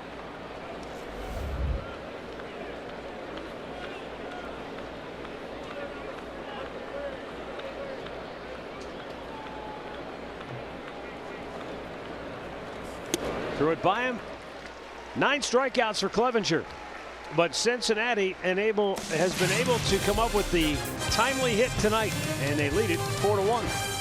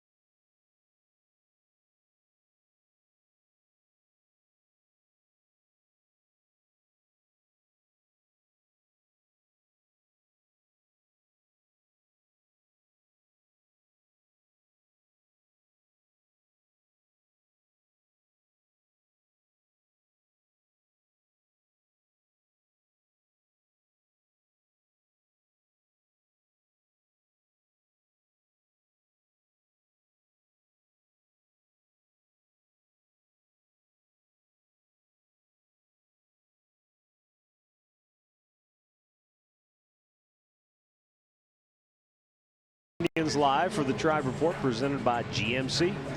Alan Jensen will go over the central storylines, plays of the week.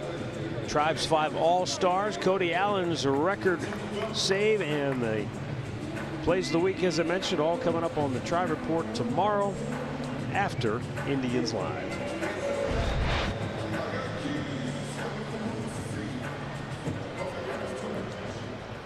Bottom of the 5th, Indians have some work to do, down 3. Tyler Naquin to lead it off. And he looks at ball 1 outside.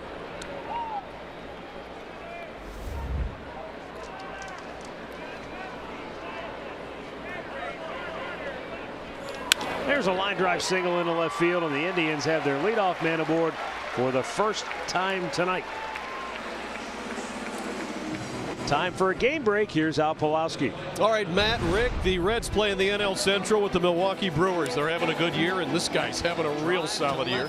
Jesus Aguilar, his 23rd homer of the season tonight against Miami. He leads the National League in long balls. 2-1 now the score. Top of the 5th inning down in Miami. Brewers lead the Marlins. Fellas, back to you. 23 home runs for the big fella. He's been on fire. How could the National League home run leader not be an all-star? Well, he's on the vote, so go ahead, get him in there. You certainly can. I mean, there's always snubs, no matter how you look at it. Snubs, but leading the league in home runs?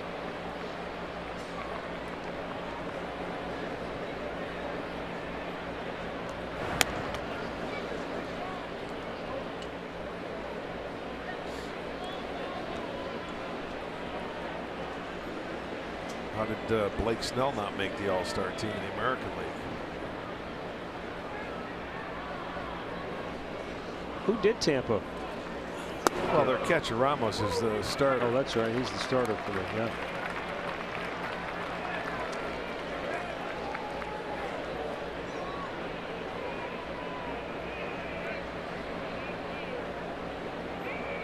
Guys, I know there's no perfect way to pick an all-star team, but you bring up Blake Snell. Last night, Chris Archer went off on Instagram about why he didn't make it, then Justin Verlander backed him up.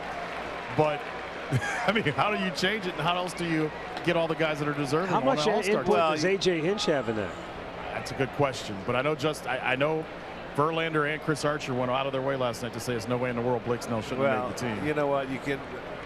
What are you going to take? More guys? Take 50 guys, and then still somebody's going to be But you upset. know, every year there's someone that gets snubbed. That's just how it works. It's been that way forever, and I think it will continue to be that way. Jed Lowry, guy that we just watched over the weekend, I think he's deserving. He didn't make it. Well, I either. was surprised he did. You're right. I agree with that.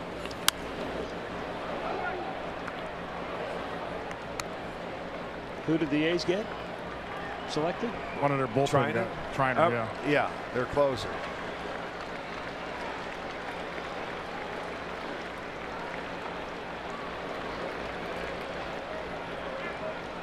Yeah, it happens every year. 3-2 pitch.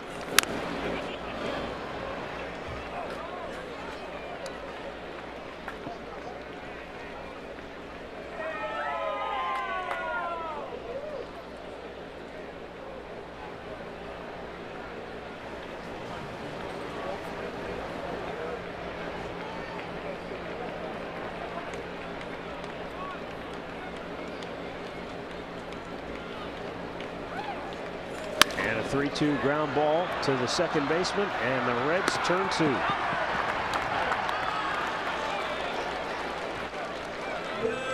They had no time to dawdle with Greg Allen running down the line, but they were able to turn it.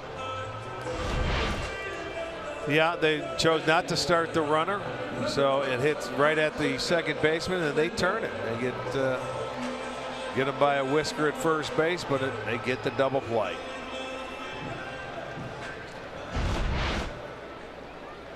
Top of the order, Francisco Lindor 0 for 2. He is fouled out line to left.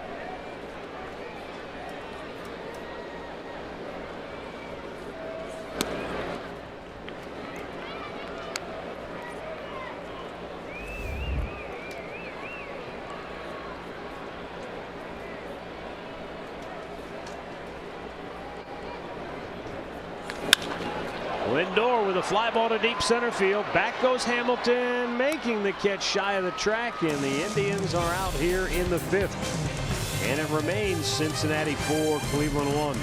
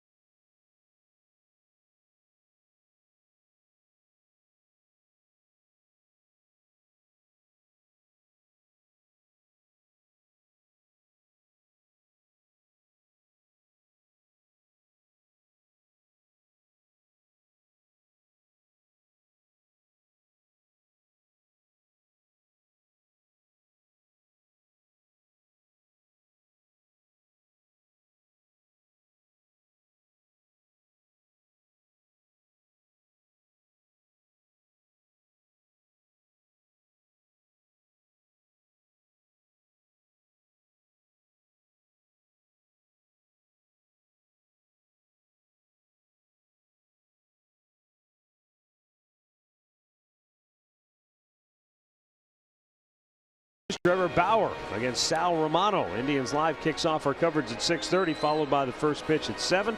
Swing into summer on Sports Time Ohio and Fox Sports Go, presented by Click It or Ticket. Reds out in front in the first game of this Ohio Cup Series. They lead it 4-1. And as we go to the 6th inning, 5, 6, 7 hitters due up for Cincinnati. Jim Riggleman, 65 years old, getting the opportunity to manage the Reds after they fired Brian Price after a horrific start to the season. And for Jim Riggleman, it's the 4th time in his career in which he has inherited a manager's job. In other words, he didn't start the season, but he ended up stepping in. Fly ball to center field. And you remember back when Riggleman was part of the first ever Charlie Manuel coaching staff in 2000. And Jim always seemed sort of like the piece of the puzzle that didn't quite fit on that staff. And you look back on it and it makes perfect sense, because he had just finished a 5-year stint as manager of the Chicago Cubs. One of those seasons, you know, they were a wild card team in 1998. That was the year Sammy Sosa had the great home run battle with McGuire. It was the year Kerry Wood burst onto the scene with a 20 strikeout game. And he was riding high, and everything was trending in the right direction. And then the next year, sort of the bottom fell out, and he was fired at the end of the season. And then he ended up with Charlie's staff in 2000. And we used to kid him about coaching at third base, because, you know, when you go from the manager's spot to coaching third, that's not an easy just run right back out there, because the game's fast. You and I know that. We've watched it a long time. You know it more than I do. On the field, the game is fast. It's not an easy job to just jump in and coach third base. But I'll never forget a game in Cincinnati, ironically enough, where Jim was coaching third base and Travis Fryman was nursing an injured ankle. He's on first base. And I think it was Einar Diaz yanked one down the left field line. And Travis comes around into third, and Riggleman waves him home. And the throw beats him by 10, 15 feet. I mean, he's out as out gets. And that was like late in the game. Might have been the last out of the game. I don't remember exactly. So we go back to the hotel, and Mike Hegan and I get on the elevator. Jim gets on the elevator with us, and nobody's saying a word as Jesse Winker draws a walk. And we start to go up, and Jim just kind of looks at both of us and says, I probably shouldn't have sent him, huh? Well, no, I guess they're already thinking about it, taking it home to think about it all night long. But as you said before, good baseball man. Yes, he been is. around the game a long time, getting another opportunity, and who knows where this leads. You know, the thing of it is, you know, he took it off. They didn't want to get rid of Brian Price. You know, there's been talk about Price getting fired for the last couple of years, but they never did get rid of him. But with the new general manager over there, you know, he hasn't had his chance to hire a manager. So maybe he'll get an opportunity for another year there. Because if they continue to play like they have under him so far, I'll tell you what, how can you get rid of them after the way they were off to the start they were off to? Still a long way to go. We've got, I know. The rest of the season to go. But I'm saying if they continue that's what to I'm play saying. like this, if they continue to play the way they're playing right now, there's no reason why he shouldn't get another opportunity. But you know, that's totally their decision, their organization, and there's different pieces in place over there now. Swing and a miss. Down goes Tucker Barnhart. 10 strikeouts now for Mike Clevenger. And there are 2 down here in the inning. Now approaching the plate for Cincinnati, fielder Adam Duvall. 4th time this year that Clevenger's been into double digits, and that one he rides it up over the letters. But he gets the swing, the miss, and gets the 2nd out.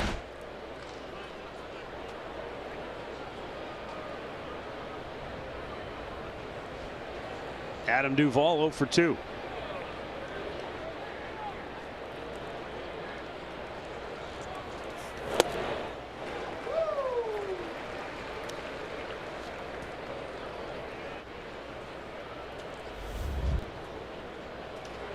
You know, you look at this Cincinnati team, and they're playing in a really good division with Milwaukee there. The Cubs are in there. St. Louis, who they're just 3 games over 500. Pittsburgh above Cincinnati, but the way they started, everybody said, oh, they're going to get rid of every one of their players, you know, and try and rebuild. But the way they're playing now, I don't agree with that. No, I think there's certainly some pieces that they have to look at and say, all right, we can build around. Oh, absolutely. I mean, offensively, they've been on a roll. Well, you know, offensively how things can come and go. Like you say, we'll just wait and see. We'll get to see him in about another month when we're down in Cincinnati for 3 games. I think it's the middle of August. And our chance to play down there. Mark Zipchinski getting loose in the Tribe bullpen. Mike Clevenger nearing the end of the line. Try to get through this 6th inning with 2 down. Runner at first. He's got a chance for another punch out here. He has struck out 10 on the night. And the 0-2 is grounded towards third, but foul.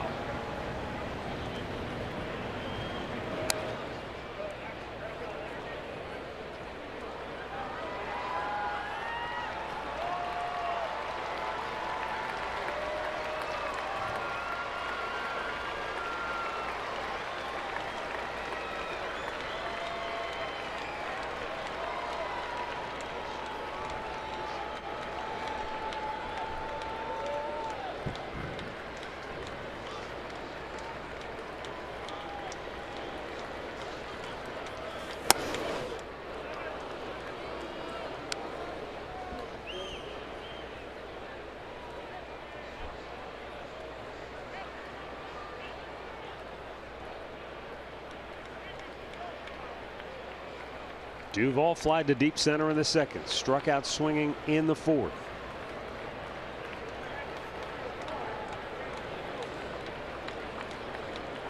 And the 1-2. Slider got him swinging. 11 strikeouts from Mike Clevenger. We'll see if the Indians offense can come to the rescue. 4-1 Reds, middle of the 6th.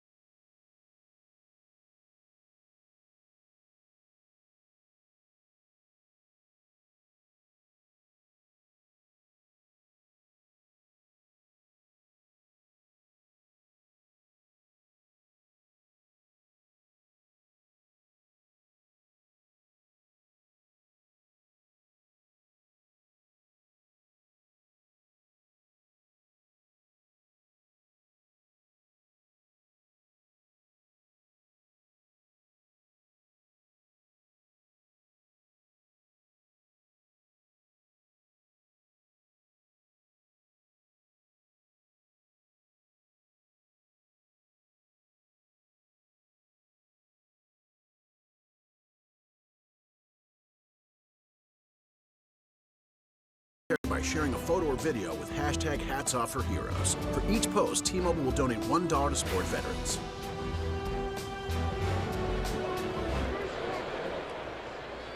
Michael Brantley to lead off the bottom of the 6th inning for Cleveland. They're down 4-1.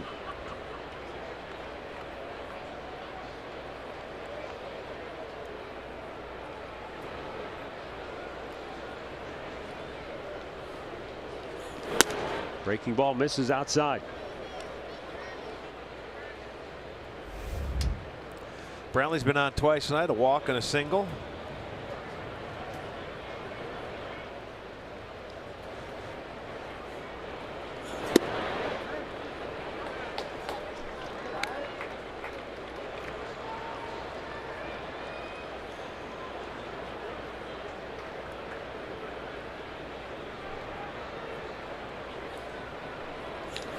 Pulls that foul.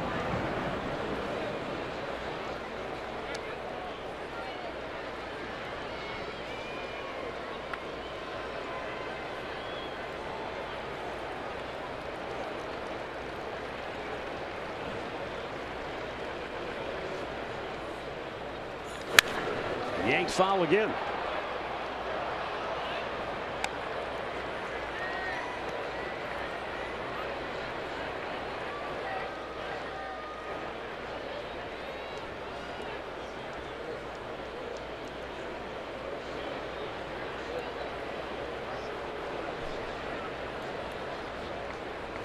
Now the 2-2, and Brantley is rung up looking at a fastball that just nicked the inside corner, and that's only the 2nd strikeout for DeSclafani tonight. Well, he made that pitch to Brantley his last time up, but it was for strike 2, and he missed with the 3rd one. But this one was a dart, and it had a little movement coming back over the plate. Tough one, you give up on it, and that was a great pitch. Jose Ramirez is 0 for 2. His last time up was in the 3rd inning. And he was retired on a terrific play by Scooter Gennett. With Brantley aboard, he hit a ground ball. It went off the glove of Otto. Gennett made a bare hand grab and then threw him out by a whisker. 2 away. Injury report brought to you by the attorneys at El Canal. Todd Frazier on the DL for the Mets with a left rib cage injury. Ryan Braun of the Brewers has a back problem. Jacob Junis, similar injury for Kansas City.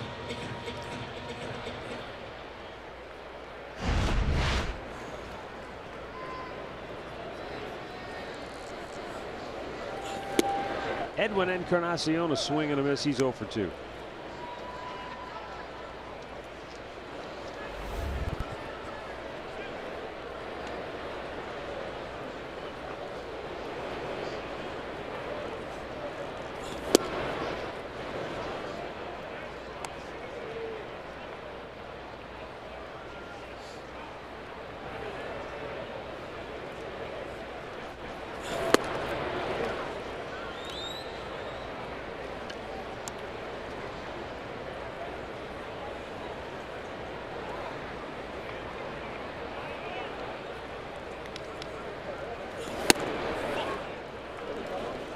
Three and one. Yeah, hit with the first one, and then you know, he's had some close pitches, but Edwin hasn't bitten on anything. And that's low for ball 4. Well, come on out to the ballpark for a $1 Dog Night. That'll take place Friday for Game 2 of the Yankees series. They're in for a 4-game series. Fans 21 and older can enjoy the pregame out in the district. And then after the game, there will be a rock concert. Anthems will be the fireworks show presented by Marco's Pizza.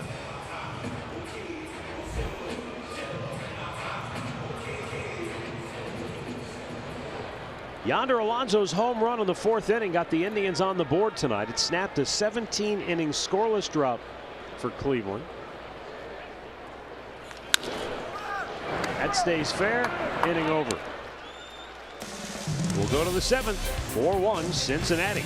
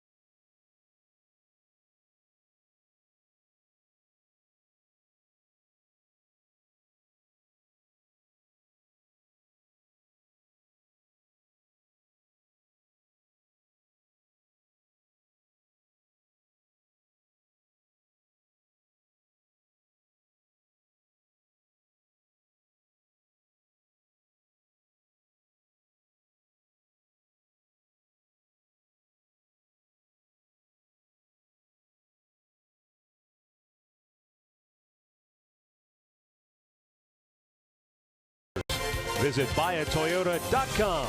Toyota, let's go places. And by the injury lawyers at Elk & Elk.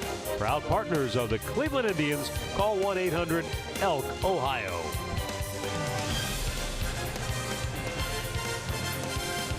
Well, we go now to the 7th inning. And Mike Clevenger back out there to face at least Billy Hamilton. And then we'll see if Tito goes to the left-hander Zipchinski to face Shebler, who's on deck. Hamilton takes ball 1. He's 0 for 2 as struck out popped up on the infield.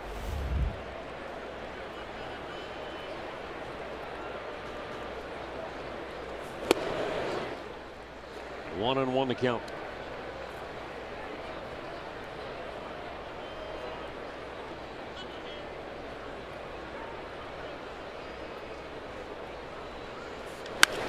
Line just out of the reach of Francisco Lindor, who tried to leap in the air and make the grab, but no sir. Well, they were able to get their leadoff man aboard the first 4 innings. Clevenger shut them down the next 2, but here in the 7th, it's a line drive that gets over the head of Lindor, and that's going to do it for Mike Clevenger. Tito's coming out. He'll bring on the left-hander Mark Zipchinski. The Cleveland Clinic call to the bullpen has been made. It's 4-1 Cincinnati in the 7th. We'll be right back.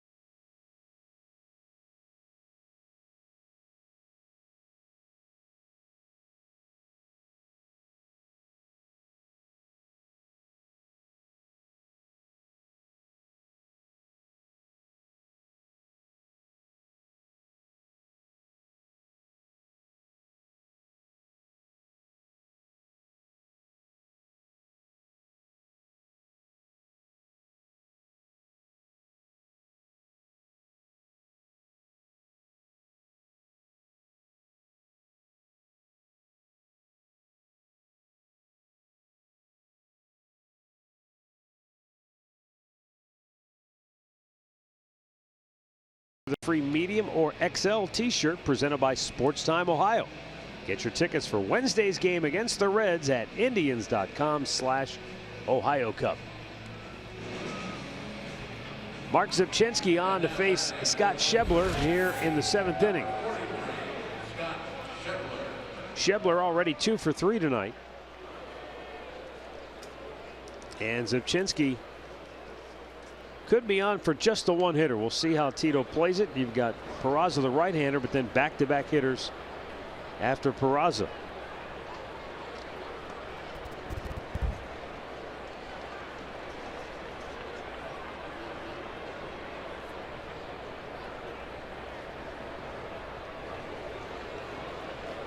Four scoreless outings since Zipchinski came and joined the Indians. Or rejoined the Indians, considering he pitched here from 2013 to 2015. Made 145 appearances out of the bullpen over those 3 seasons.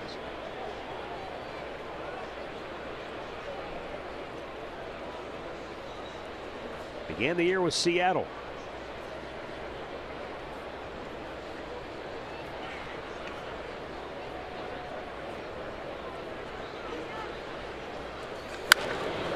Foul. 0-2 the count.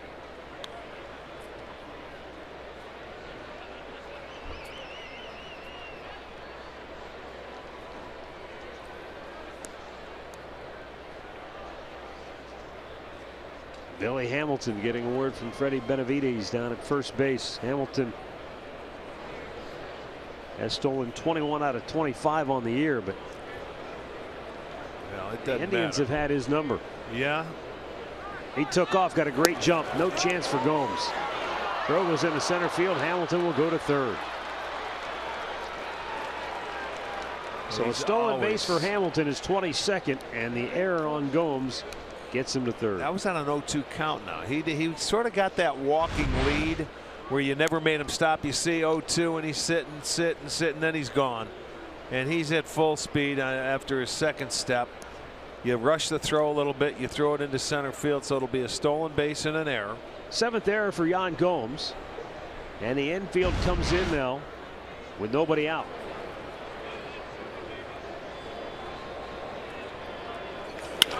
And Schebler brings him home.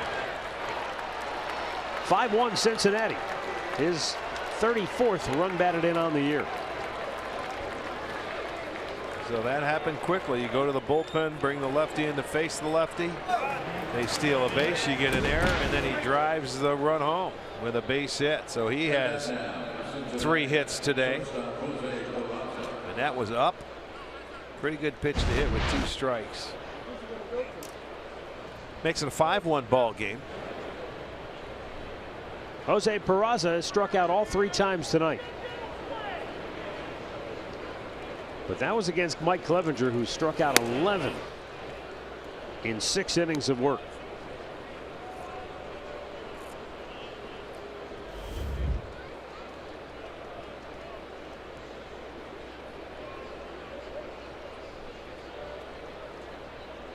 But ultimately charged with all 5 runs.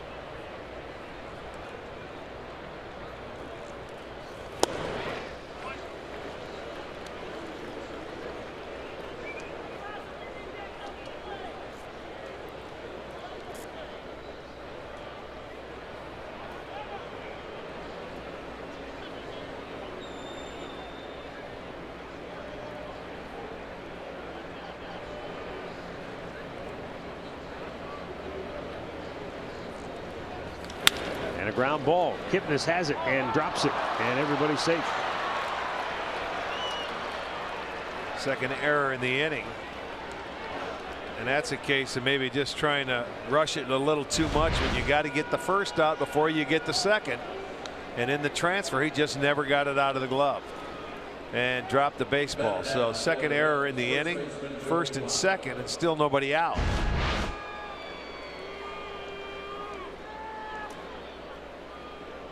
And the batter is Joey Votto, who homered with 2 outs in the 5th.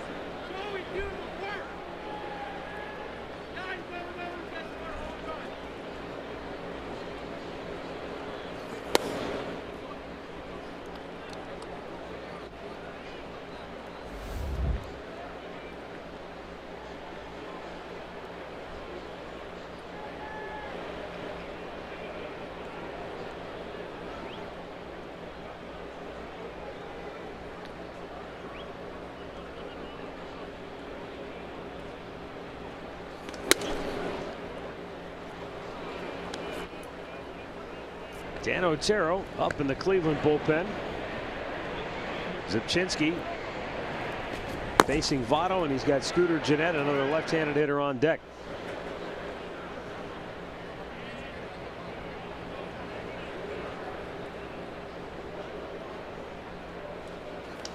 Right back to Zipchinski. Goes to Lindor for 1. On to first, double play. Schebler moves to third.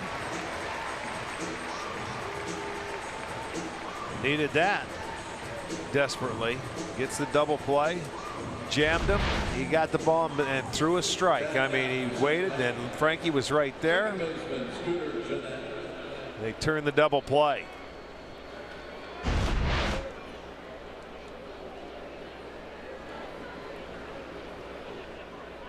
Scooter Gennett 0 for 2, walked and scored in the 4th.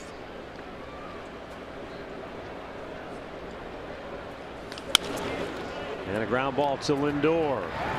Inning over. Another run for the Reds. Stretch time in Cleveland.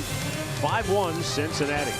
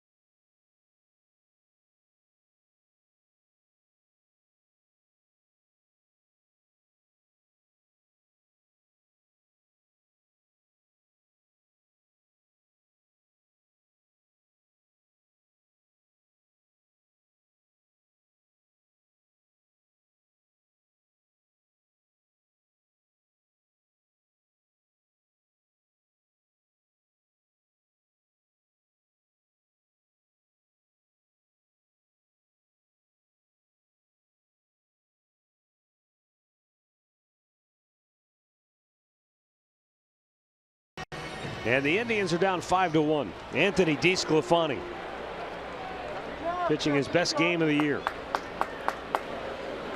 He's got Jason Kipnis, Yan Gomes, Tyler Naquin.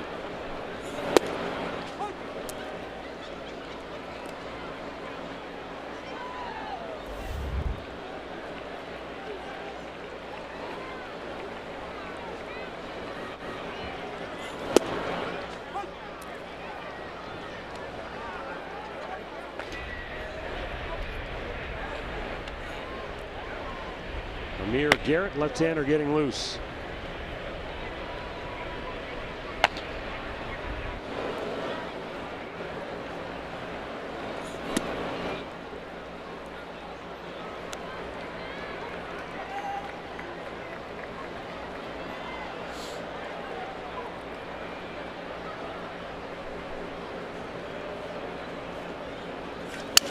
Broken bat liner, fair down the right field line. And Jason Kipnis will head to second. And the throw is offline. He's in there sliding with a leadoff double. His 18th of the year. And that's just the Indians' third extra base hit in their last 24 innings of play. Sounded like it got in on him a little bit and it got his bat, but he kept it fair and he hits it down the line. So there's your leadoff double here in the 7th inning to get it going. Get a base runner, get him out of the stretch. That's the 5th hit for the Indians.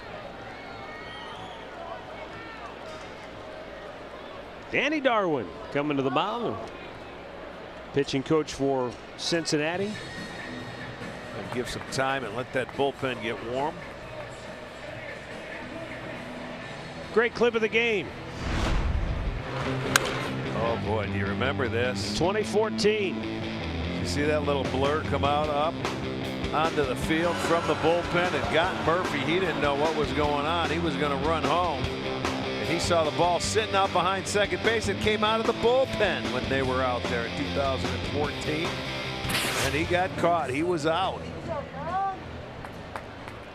Very weird thing that happened here. Don't think I've ever seen that before. The one and only.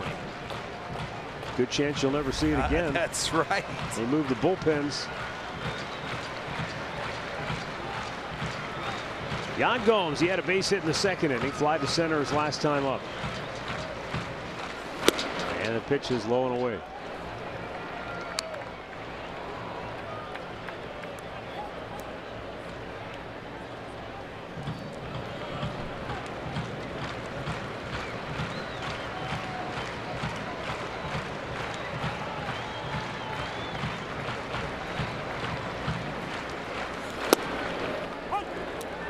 One and one to count.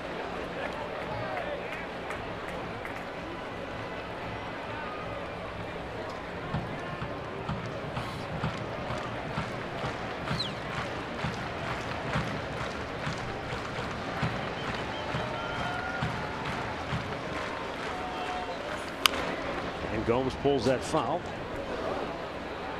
The count is 1-2.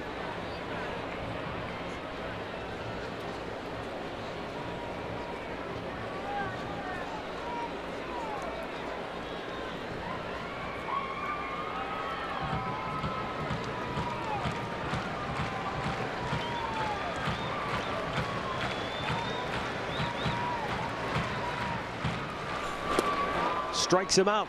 Only the 3rd strikeout for DeSclafani tonight, but it's the 1st out of the inning. And Kipnis has to hold there at second base. Here comes the slider. There goes the slider, and he gets him to swing over the top of it for the 1st out here in the 7th. And brings up Tyler Naquin.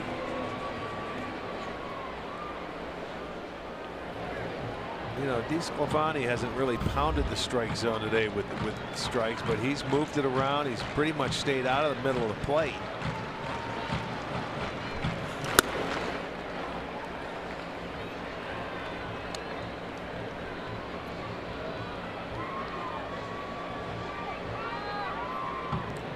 Well, the Indians have 5 hits on the night. but all 5 have been independent of each other. Right. Never 2 in an inning.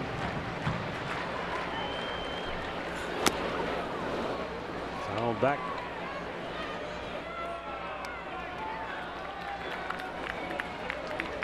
He's walked 2, 1 in the first, 1 in the 6th.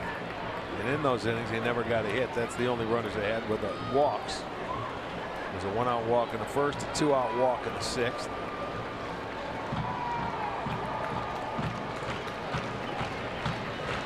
They got their leadoff man aboard in the 5th, but he proceeded to get a double play ball to stop that little rally. Pop to center. And there are 2 down. This right-hander came in with a .508 earned run average. But it's not like he hasn't pitched well. Didn't pitch well his last time out against the White Sox. Gave up 5 runs in 5 innings, but a couple starts back in 6 1/3. He only allowed 2 runs on 3 hits against the Cubs. Mixing pitches. The slider's been a good pitch for him. He's had that 2-seam fastball that had some movement to it. So he's gone out there and he's done exactly what his skipper wanted him to do. And pitched 7 innings, give up 1 run. 7 in the books. 5-1 Cincinnati.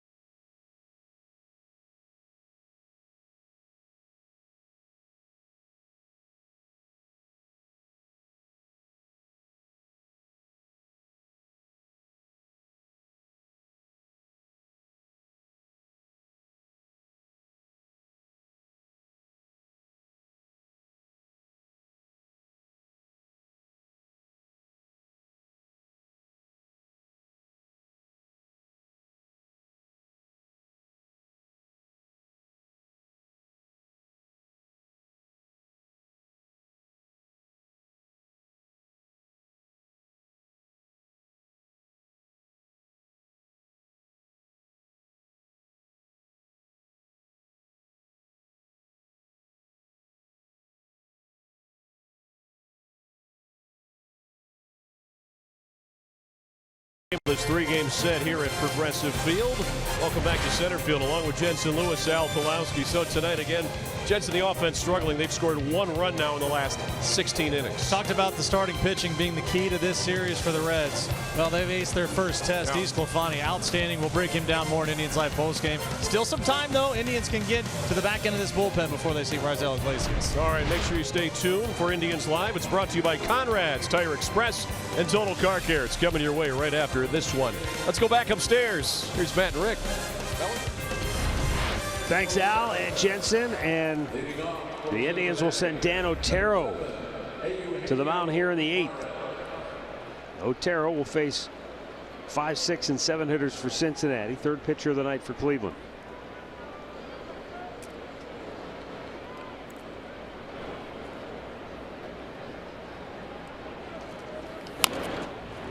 Fouled away by Suarez, who walked and scored in the 2nd, struck out on the 4th, fly to center in the 6th.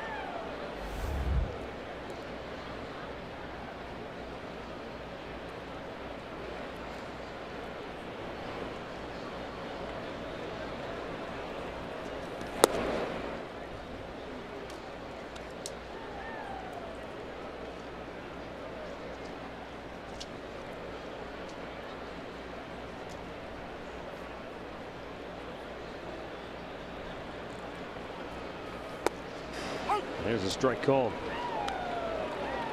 And a count 1-2.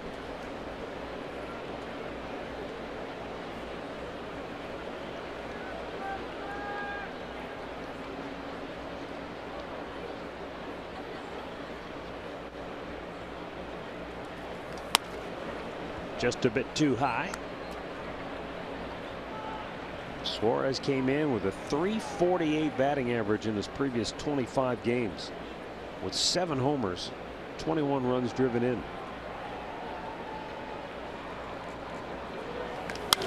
Smashes this one right back through the box.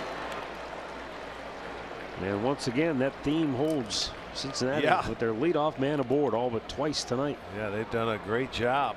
6 out of the 8 innings. Number 33, Cincinnati. Let's go down to Andre. Thanks, Matt. Well, it could be some positive news coming for the Indians bullpen as Tyler Olson was back here in Cleveland today.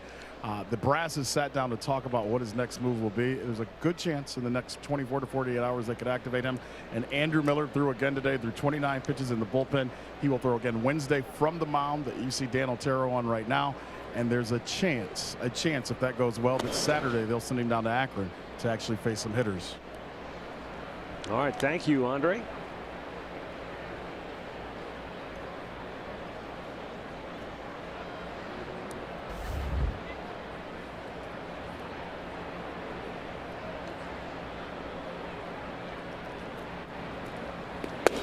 Yeah, I was talking to Tyler Olson before the game, and one of the problems he has right now is all the minor league teams are on their all-star break, so there's nowhere to go and pitch right now as far as a rehab game or facing live hitters.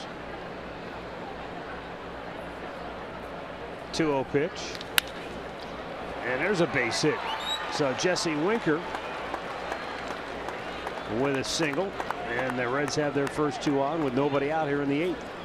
They continue to swing the bats. They are now in double digits with 10 hits. Winker gets his second. He's been on 3 out of the 4 times, but takes it the other way. That's a pretty good approach against a sinker ball pitcher if you're a left-handed hitter.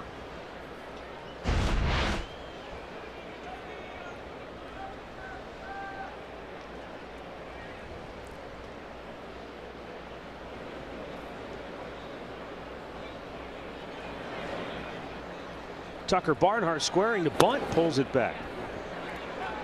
Barnhart doubled in a run in the 2nd inning and then drove in a run with a base hit in the 4th.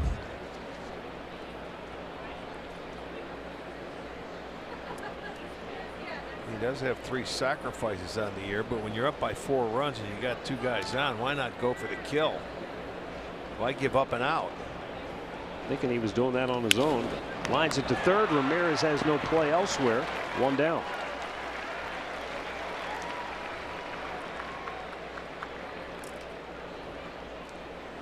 It wasn't a hard line drive, but it was hit just the other way. Easy for Ramirez, but runners stayed put. Nowhere to go. They get the first out. Adam Duvall 0 for 3, the batter. This is the guy you want to see him hit it on the ground at one of your infielders and get out of the inning.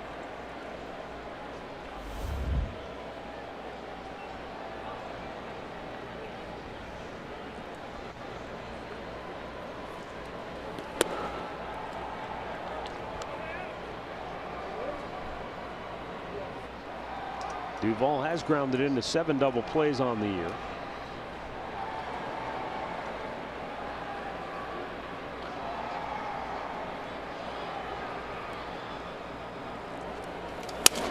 Broken bat, foul.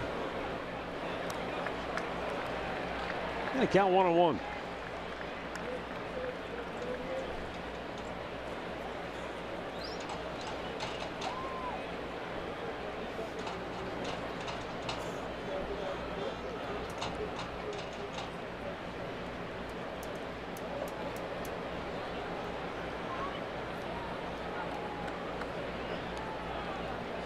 $22,561.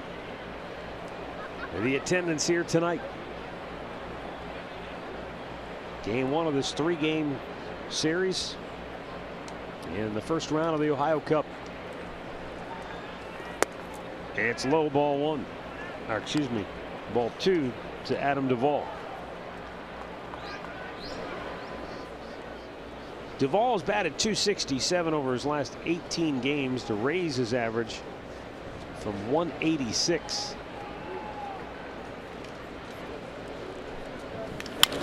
is. There's a ground ball to third. Ramirez gets one to Kipnis on to first. They turn two around the horn to end the inning. Dan Otero gets the ground ball he was looking for and gets out of the inning.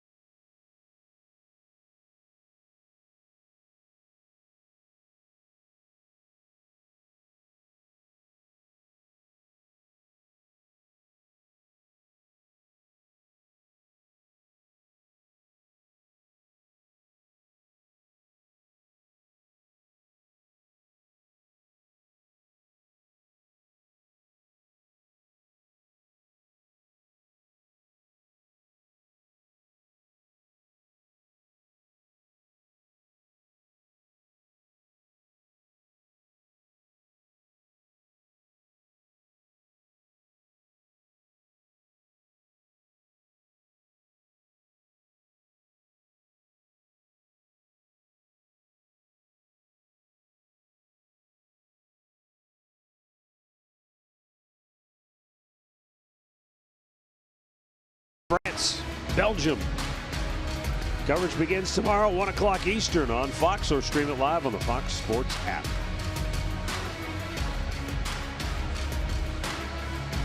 Top of the order for the Indians and a new pitcher for Cincinnati.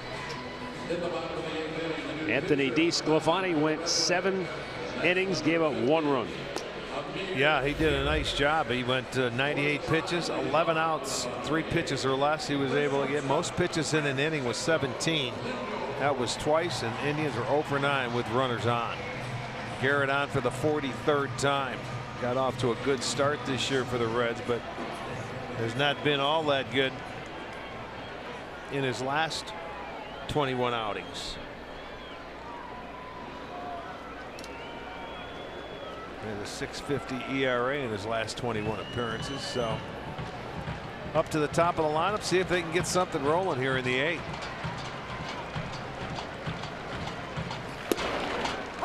Fastball strike to Francisco Lindor, who is 0 for 3 on the night.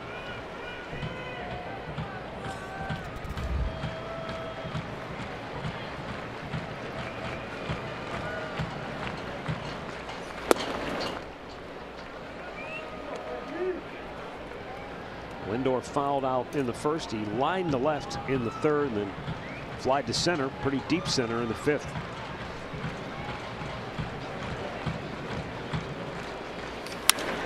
There's a fly ball, center field, and Billy Hamilton won't get this one. Plays it off the wall. Lindor's into second base with a leadoff double. That's his 28th double on the year. There's a good swing and approach going the other way. You know, you got to keep it down low and hit line drives out there with Hamilton in center field, because he can run it down, but this one's sort of slicing away from him. He wasn't going to catch up to this one, but did play it nicely off the wall. But Lindor gets into second base, so there's your start to the 8th. He had their leadoff double last inning with Kipnis. Couldn't do anything with it. Brantley walked in the first. He singled in the third. Called out on strikes in the 6th.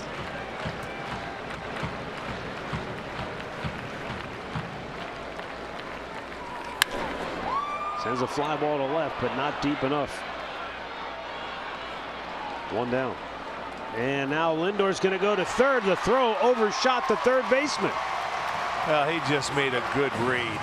You know, they always tell you to go back to the base and tag up, and you pretend you're going to go and force him to make a throw. Well, he made a throw, and Lindor was able to read it, and it was going over the third baseman head. He was going to stop. Watch this. And then all of a sudden, he reads it, and I'm going to go to third. He overshoots his third baseman, and that's just a good job by Frankie of being a heads-up base runner. He was his own coach. I don't know if they're going to give him an error, but it certainly was, really. No error? Okay. He tagged up, but I'll tell you what, it may not go down as an error, but it certainly was. Jose Ramirez with a chance to get a run home here and cut the gap to 3. He is 0 for 3 on the night. Reds will trade the run for an out. Out of play.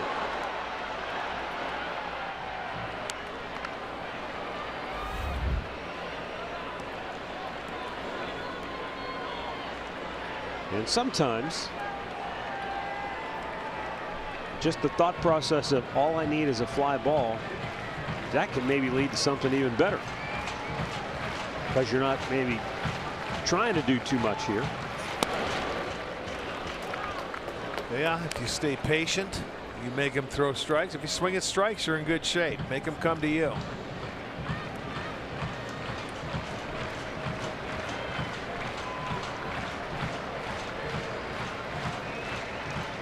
Still holding out hope here in the 8th. Chased one in the dirt. Oh, a change up down that he went after.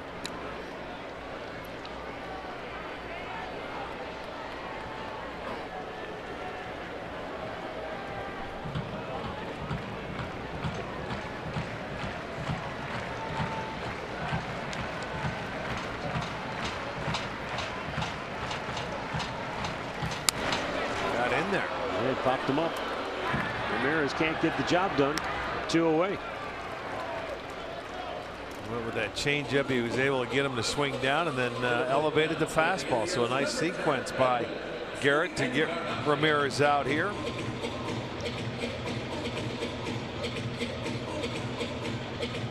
Now we'll see what Edwin Encarnacion can do. He is 0 for 2 with a walk.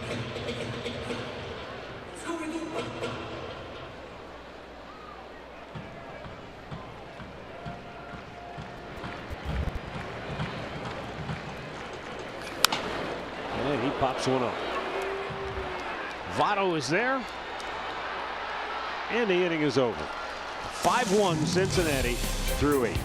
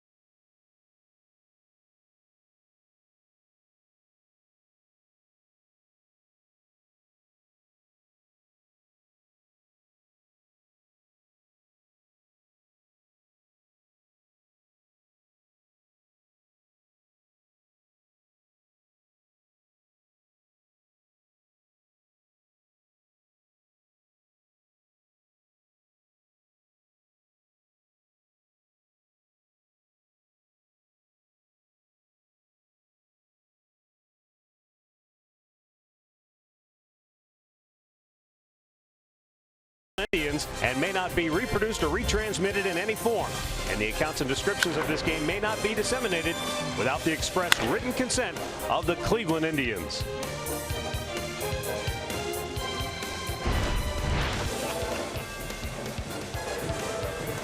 "5-1 Cincinnati." In the top of the ninth inning. Here in the ninth inning, Josh Tomlin on the pitch. Fourth Indians pitcher of the night. Leading off for Cincinnati will be center fielder. And he's got Billy Hamilton, Scott Schebler, and Jose Peraza due up.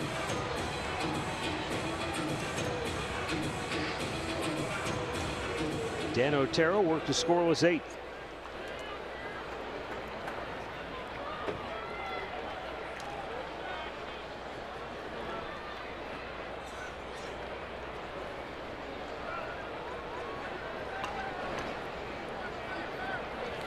And a foul back out of play.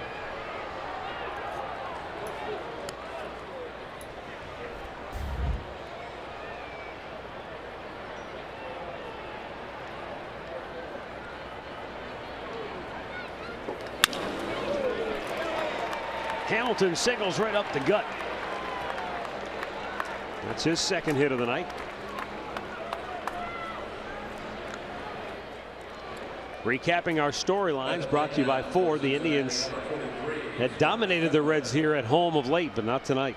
And Mike Clevenger gave up one home run. He struck out 11, but Cincinnati had some timely hits. An RBI double in the second, plated a run. An RBI double in the fourth, plated another run, followed by an RBI single. Well, Tomlin will pay attention to Hamilton because that's how they scored their fifth run in the seventh. He had a leadoff single.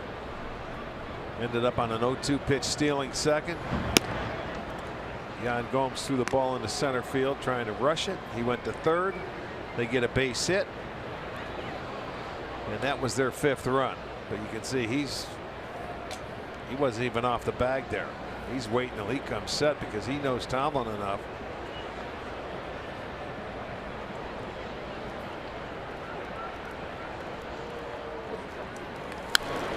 Billy Hamilton, that stolen base in the seventh inning is his third career steal. But he's still been caught more times by the Indians than he has stolen bases. He's been nabbed 4 times.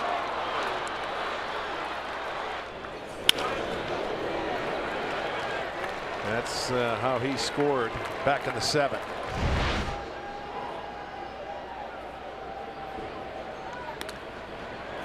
Tomlin does not see the runner at first, which is why a lot of times he'll throw over even with the guy standing on the base because he doesn't know where he's at. Well, when you're a good base hitter like Hamilton, he knows that, you know, once he comes set, he doesn't throw over a lot. He comes over quick and tries to keep you close that way. Once Hamilton's inching off, but he doesn't go, and it doesn't matter. That is long gone. Deep into the night. And the Reds have just made it a 7-1 game. Scott Schebler with his 12th home run of the season. He's driven in 3 on the night.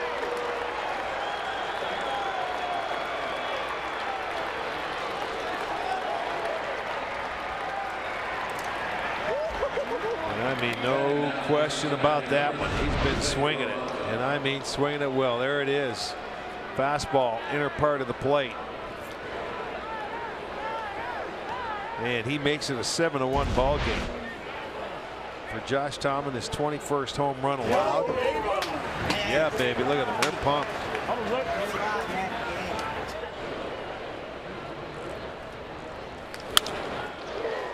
Kipnis makes the stop, throws him out, 1 away.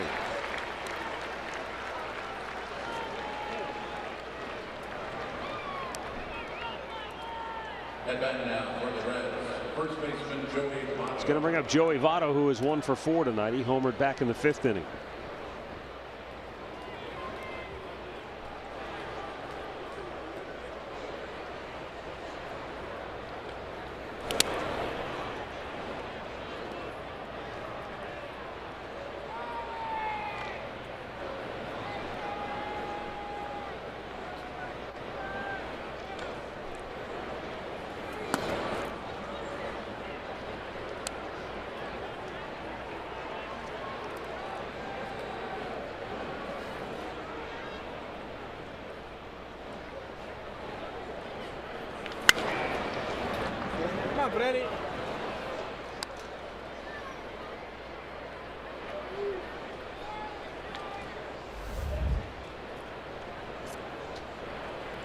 Votto Burrow's home run in the 5th, just his 9th of the year.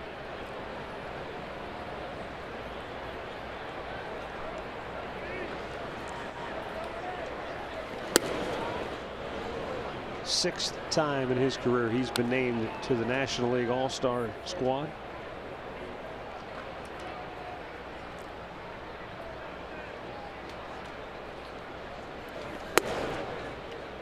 And he draws a walk.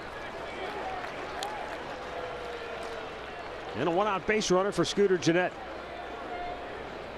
Hitting now for Cincinnati, second baseman Scooter Gennett.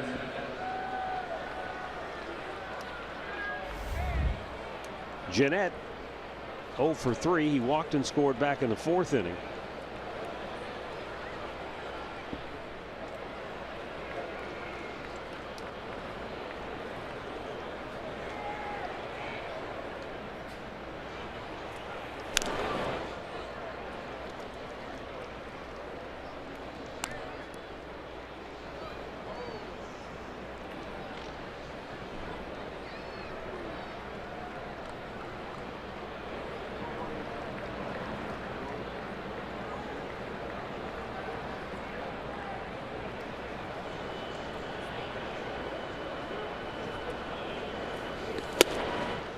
Swung on and missed. Nothing into the count on Gennett.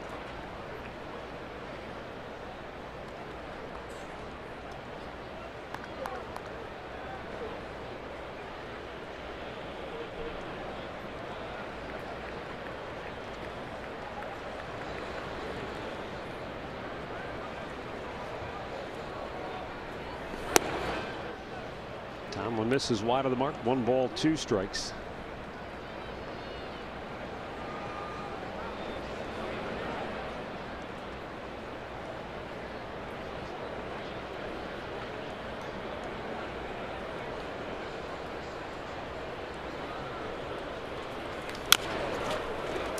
And that's going to trickle foul. Jim Riggleman, the manager of the Reds now, his first full season as a skipper was back in 1993. He piloted a San Diego squad that lost 101 games that year. But on his team was a rookie infielder by the name of Ricky Gutierrez, who eventually wound up playing for the Indians. That was the first manager Gutierrez ever had in the big leagues. And now this year, he is a first-time manager in the Cincinnati Reds organization, managing an A-ball team in Daytona, Florida. Coincidental? To bring the story full circle, in 1998, when interleague play was in its infancy, it was only in its 2nd year, the Indians hosted the Houston Astros here at then Jacobs Field. And Ricky Gutierrez had a 20-pitch at bat against Bartolo Colon. Oh, I remember that. There's a ball to deep left. Brantley makes the catch. Gutierrez ended up striking out after 20 pitches, and Colon went on to pitch 8 innings, got the win. And Bartolo Colon is still pitching. Ricky Gutierrez, long since retired as a manager in A-ball, and Jim Riggleman, he's still at it here managing the Cincinnati I do Reds. remember that at bat you're talking about. I sure do. Well, I got to thinking about it, about the at bat Jose Ramirez had. 20. What he had, 26. Was it? Didn't get to 20. It wasn't 17. 17 pitches. Yeah, you don't see many at bats that Are long. you kidding me? There was one a week before Ramirez's. The shortstop for the Giants, Brandon Belt, was it? I think it was that name. I'm trying to remember the story. And that was like a 21 pitch at bat. Yeah. And that was Brandon Belt. But think about back in '98 when Bartolo was just throwing pellets, just rearing back throwing 98. And he was just a kid.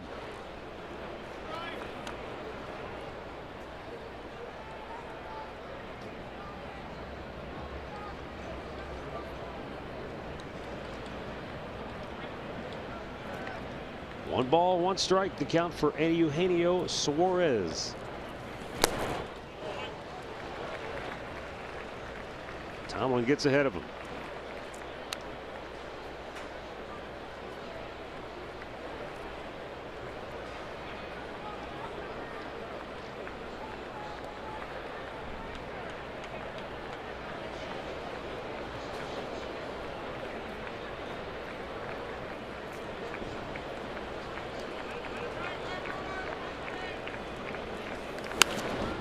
Waits back on it, lifts it to center field. Greg Allen is there.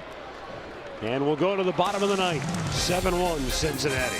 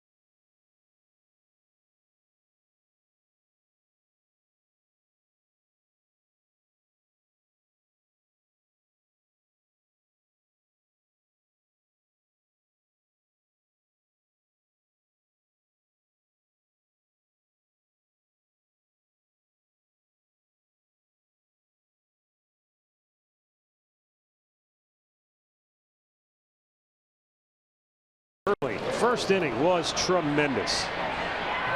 No doubt. Tyler Naquin on a dead sprint, diving and saving a run in that first inning. Clevenger loved it. Everybody loved it. It really was a great catch. And to put a 0 on that board. And the Indians, for the most part, early in the game, played very good defense. Got a little shaky later on. Yonder Alonso leading off the bottom of the ninth. Amir Garrett, who pitched a scoreless 8th, stays on to work the ninth.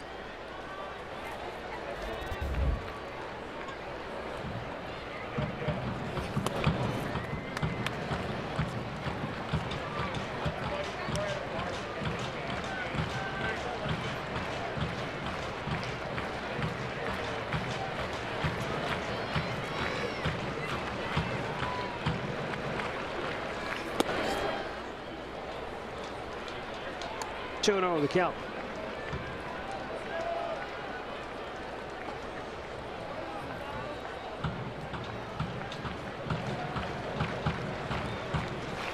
Kansas City leads Minnesota 1-0 there in the 6th inning. Twins have won 4 in a row. Still 9.5 back at the start of the day in the Central.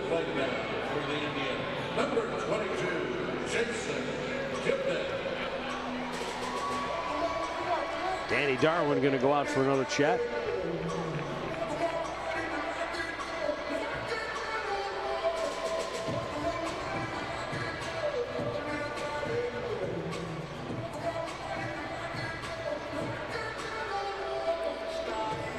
Danny Darwin, a heck of a pitcher in his day.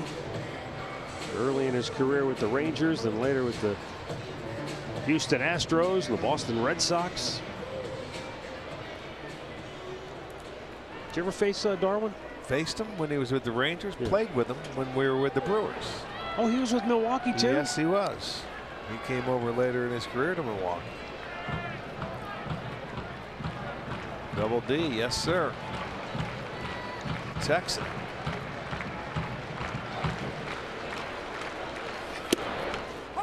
Jason Kipnis taking a strike.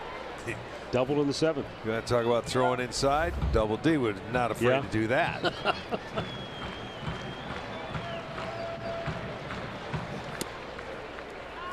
He just tried to settle his pitcher down. Hey, look, you know, you got to go out there. We're giving you a chance to finish this ball game. Go ahead, stay aggressive, man. You got a 7-1 lead. Don't start nibbling and walking people. Spins Kipnis out of the way. And it looks like he's just having a hard time, you know, pitching to the left-handers, finding his zone.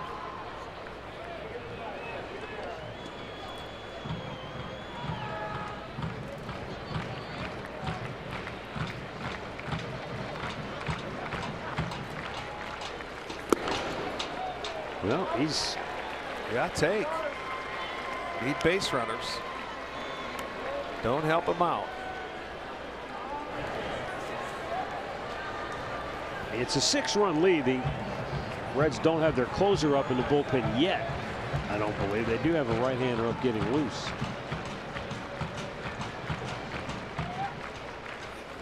Jason Kipnis takes a borderline strike.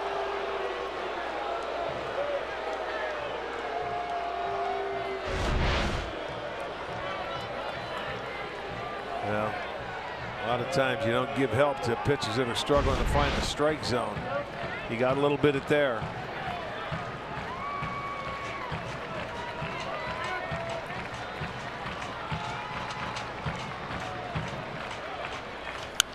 Pop foul, back out of play.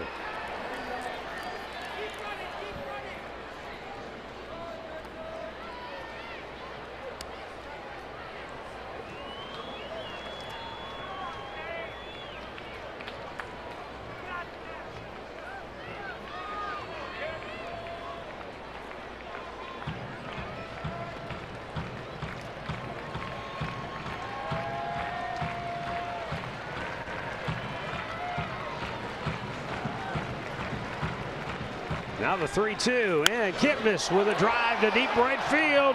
Schembler back. He's out of room. It's out of here. Jason Kipnis with a 2-run homer. And it's a 7-3 ball game. 8th homer of the year for Kip.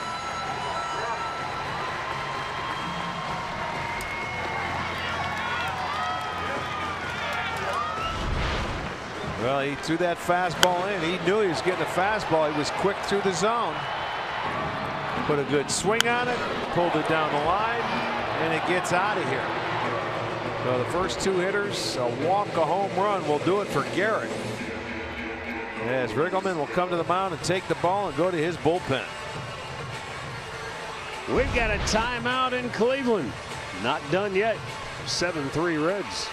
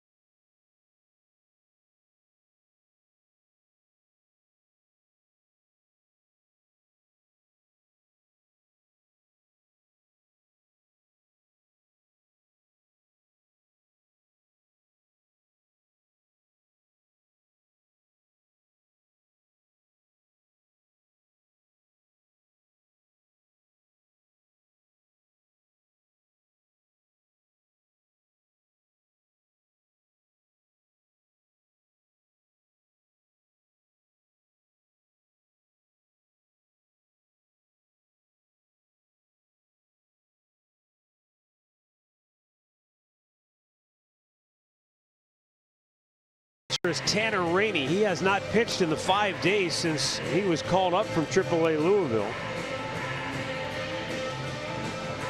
He was named an International League All-Star.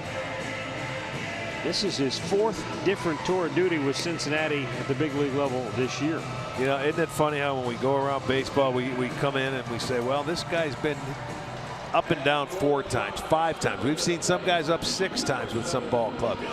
It's one of those pitchers that, you know, they just bounce up and down throughout the course of the year with options, and when they need him, when they don't. And here he is. He is one, and he's coming into a 7-3 ball game. I got to look and see if they do have their closer up now. Raisel Iglesias is up in the Cincinnati bullpen. Yan Gomes greets Tanner Rainey with a fly ball to right. It's a base hit. Don't be greedy. Gomes going for two. Here's the throw. It's offline. Oh, he hustles in there safely. I know what you're saying, though. You like to hustle, but you better make sure you get there. Yeah. You're down. You know, you're down by 4 runs, so you've got to get there. He comes in and tries to make the great play, gets under his glove, and Gomes will hustle into second base, and the throw's off target. He gets into scoring position. So another hit. Keeping the pressure on Cincinnati's bullpen right now. It may not be long before Iglesias is in this game.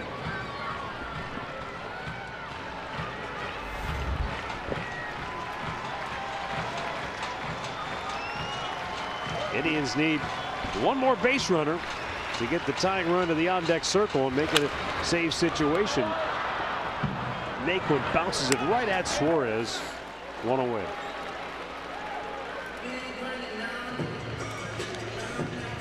And that's going to bring up Greg Allen 0 for 3 on the night.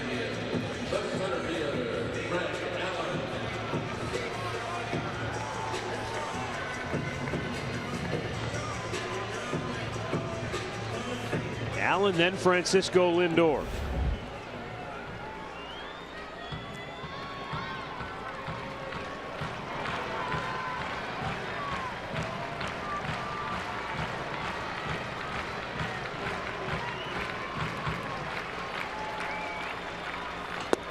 And that's low, ball 1. And you can see Rainey can fire it up there at 100 miles an hour.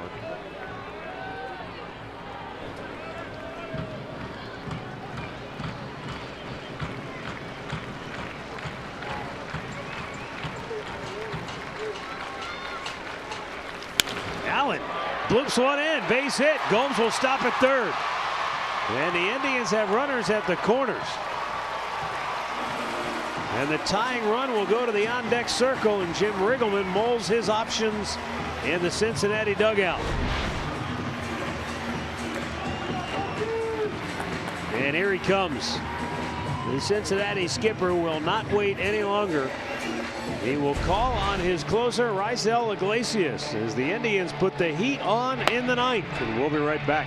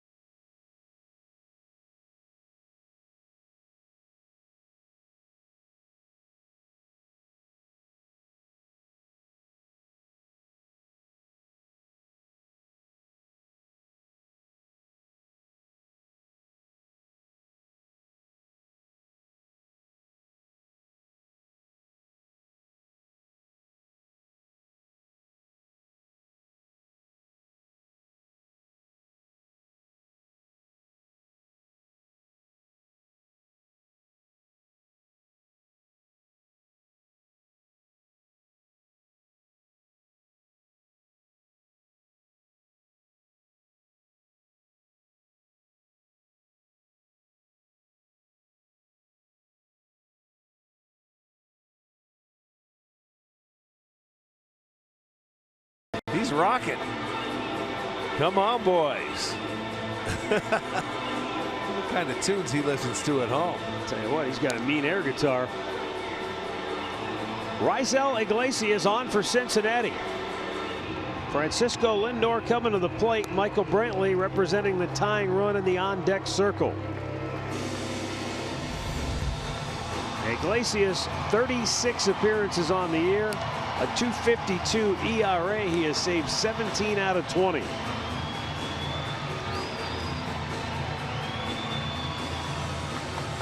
Well, you would think in a 7-1 ball game, you know, it wouldn't come to this point, but it certainly did. He came out in the 9th inning with Amir Garrett starting. He gave up a walk and a 2-run home run. They bring in Rainey, the young man. He gives up gets an out and gives up a single. And now it's on to the closer.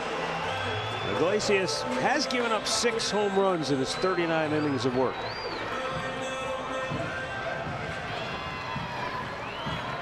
But he's another one of those guys that can blaze it up there.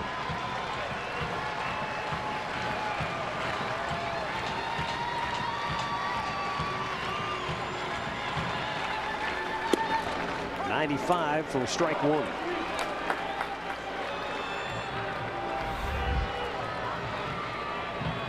Lindor doubled to right center.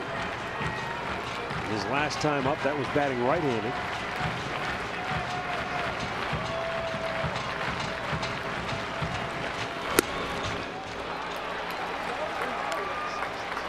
One ball, one strike.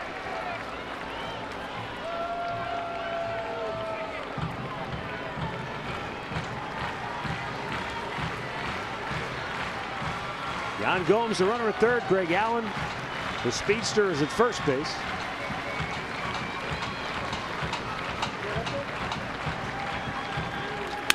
Lindor slaps it toward left. Duvall making the catch. Gomes will tag and score at 7-4, but there are 2 down now in the inning. 57th run batted into the year for Lindor. Just curious there why Allen wasn't running. They're not holding him. He just stayed at first base. He should be going, shouldn't he? Stay out of that double play there. Yeah. Votto was playing back. They don't care about him. Michael Brantley, the batter.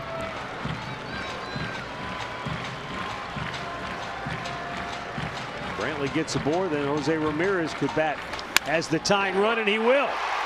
Brantley shoots one up the alley, and Ramirez, or rather Allen, is going to score all the way from first.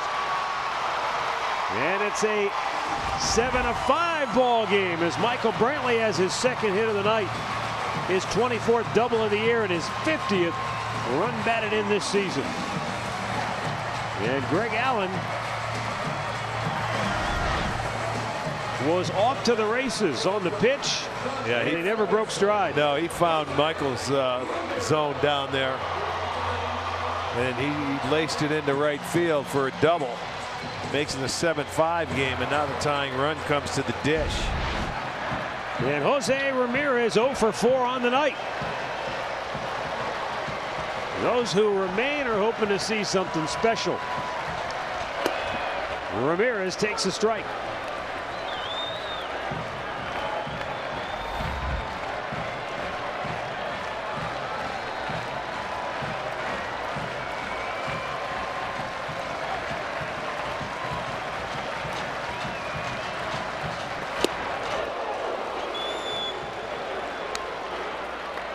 He had him fooled, and it's 0-2.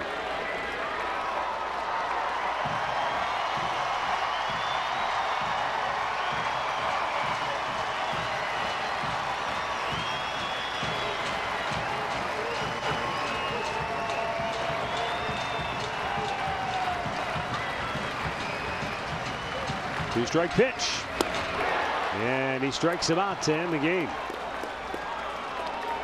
So Cincinnati takes the opener by a final score of 7-5. The Reds are now 40-51 on the year. They're a game over 500 since Jim Riggleman took over as manager, going 37-36. Winning pitcher Anthony DeSclafani, he is now 4-1, and the save to Raisel Iglesias, it'll be his 18th. The Indians, with the loss, are now 49-40, and Mike Clevenger takes the loss as he is now 7-4 on the year. And the Indians have dropped 3 in a row.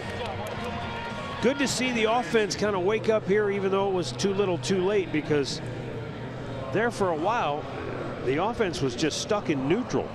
Yeah, they just woke up too late is right. You know, they fell behind, and again the bullpen gives up runs and couldn't keep it that close. They did put 5 on the board, but yeah, too little too late. You're going to have to come out and you know, start a little bit earlier tomorrow. So we'll be back with you. Game 2 between the Indians and Reds tomorrow night right here on Sports Time Ohio, with our coverage beginning at 6:30 p.m. Time now for Indians Live with Al and Jensen. I think Arch summed it up pretty good. Too little too late, guys. Yep, pretty much what happened. And you know, the 9th inning rally was nice. You got the tying run to the plate, and Tito always talks about that. Get the tying run to the plate, get the closer up, get him in the game. Small victories, maybe it helps you tomorrow. Yeah, costly 2-run homer from Josh Tomlin ends up showing up, being the difference tonight. He doesn't do that. Maybe you're at 5-5 and we're playing extra innings here, but you know, give the Reds a lot of credit, and DeSclafani was outstanding today. I mean, that offense, we talked about it. Yeah, they may not jump off the paper at you, but they're pretty good, and they put together some great at-bats against Clevenger tonight. Yeah, they scored 7 runs tonight. The Reds keep rolling as they top the Indians in the first of this 3-game set here this week at Progressive Field. When we come back, it's Indians Live, brought to you by Conrad's. We'll break this one down a little bit further. Reds offense, pretty good today. We'll tell you why it was so good. We'll break down the pitching, too. Stay with us on Sports Time Ohio.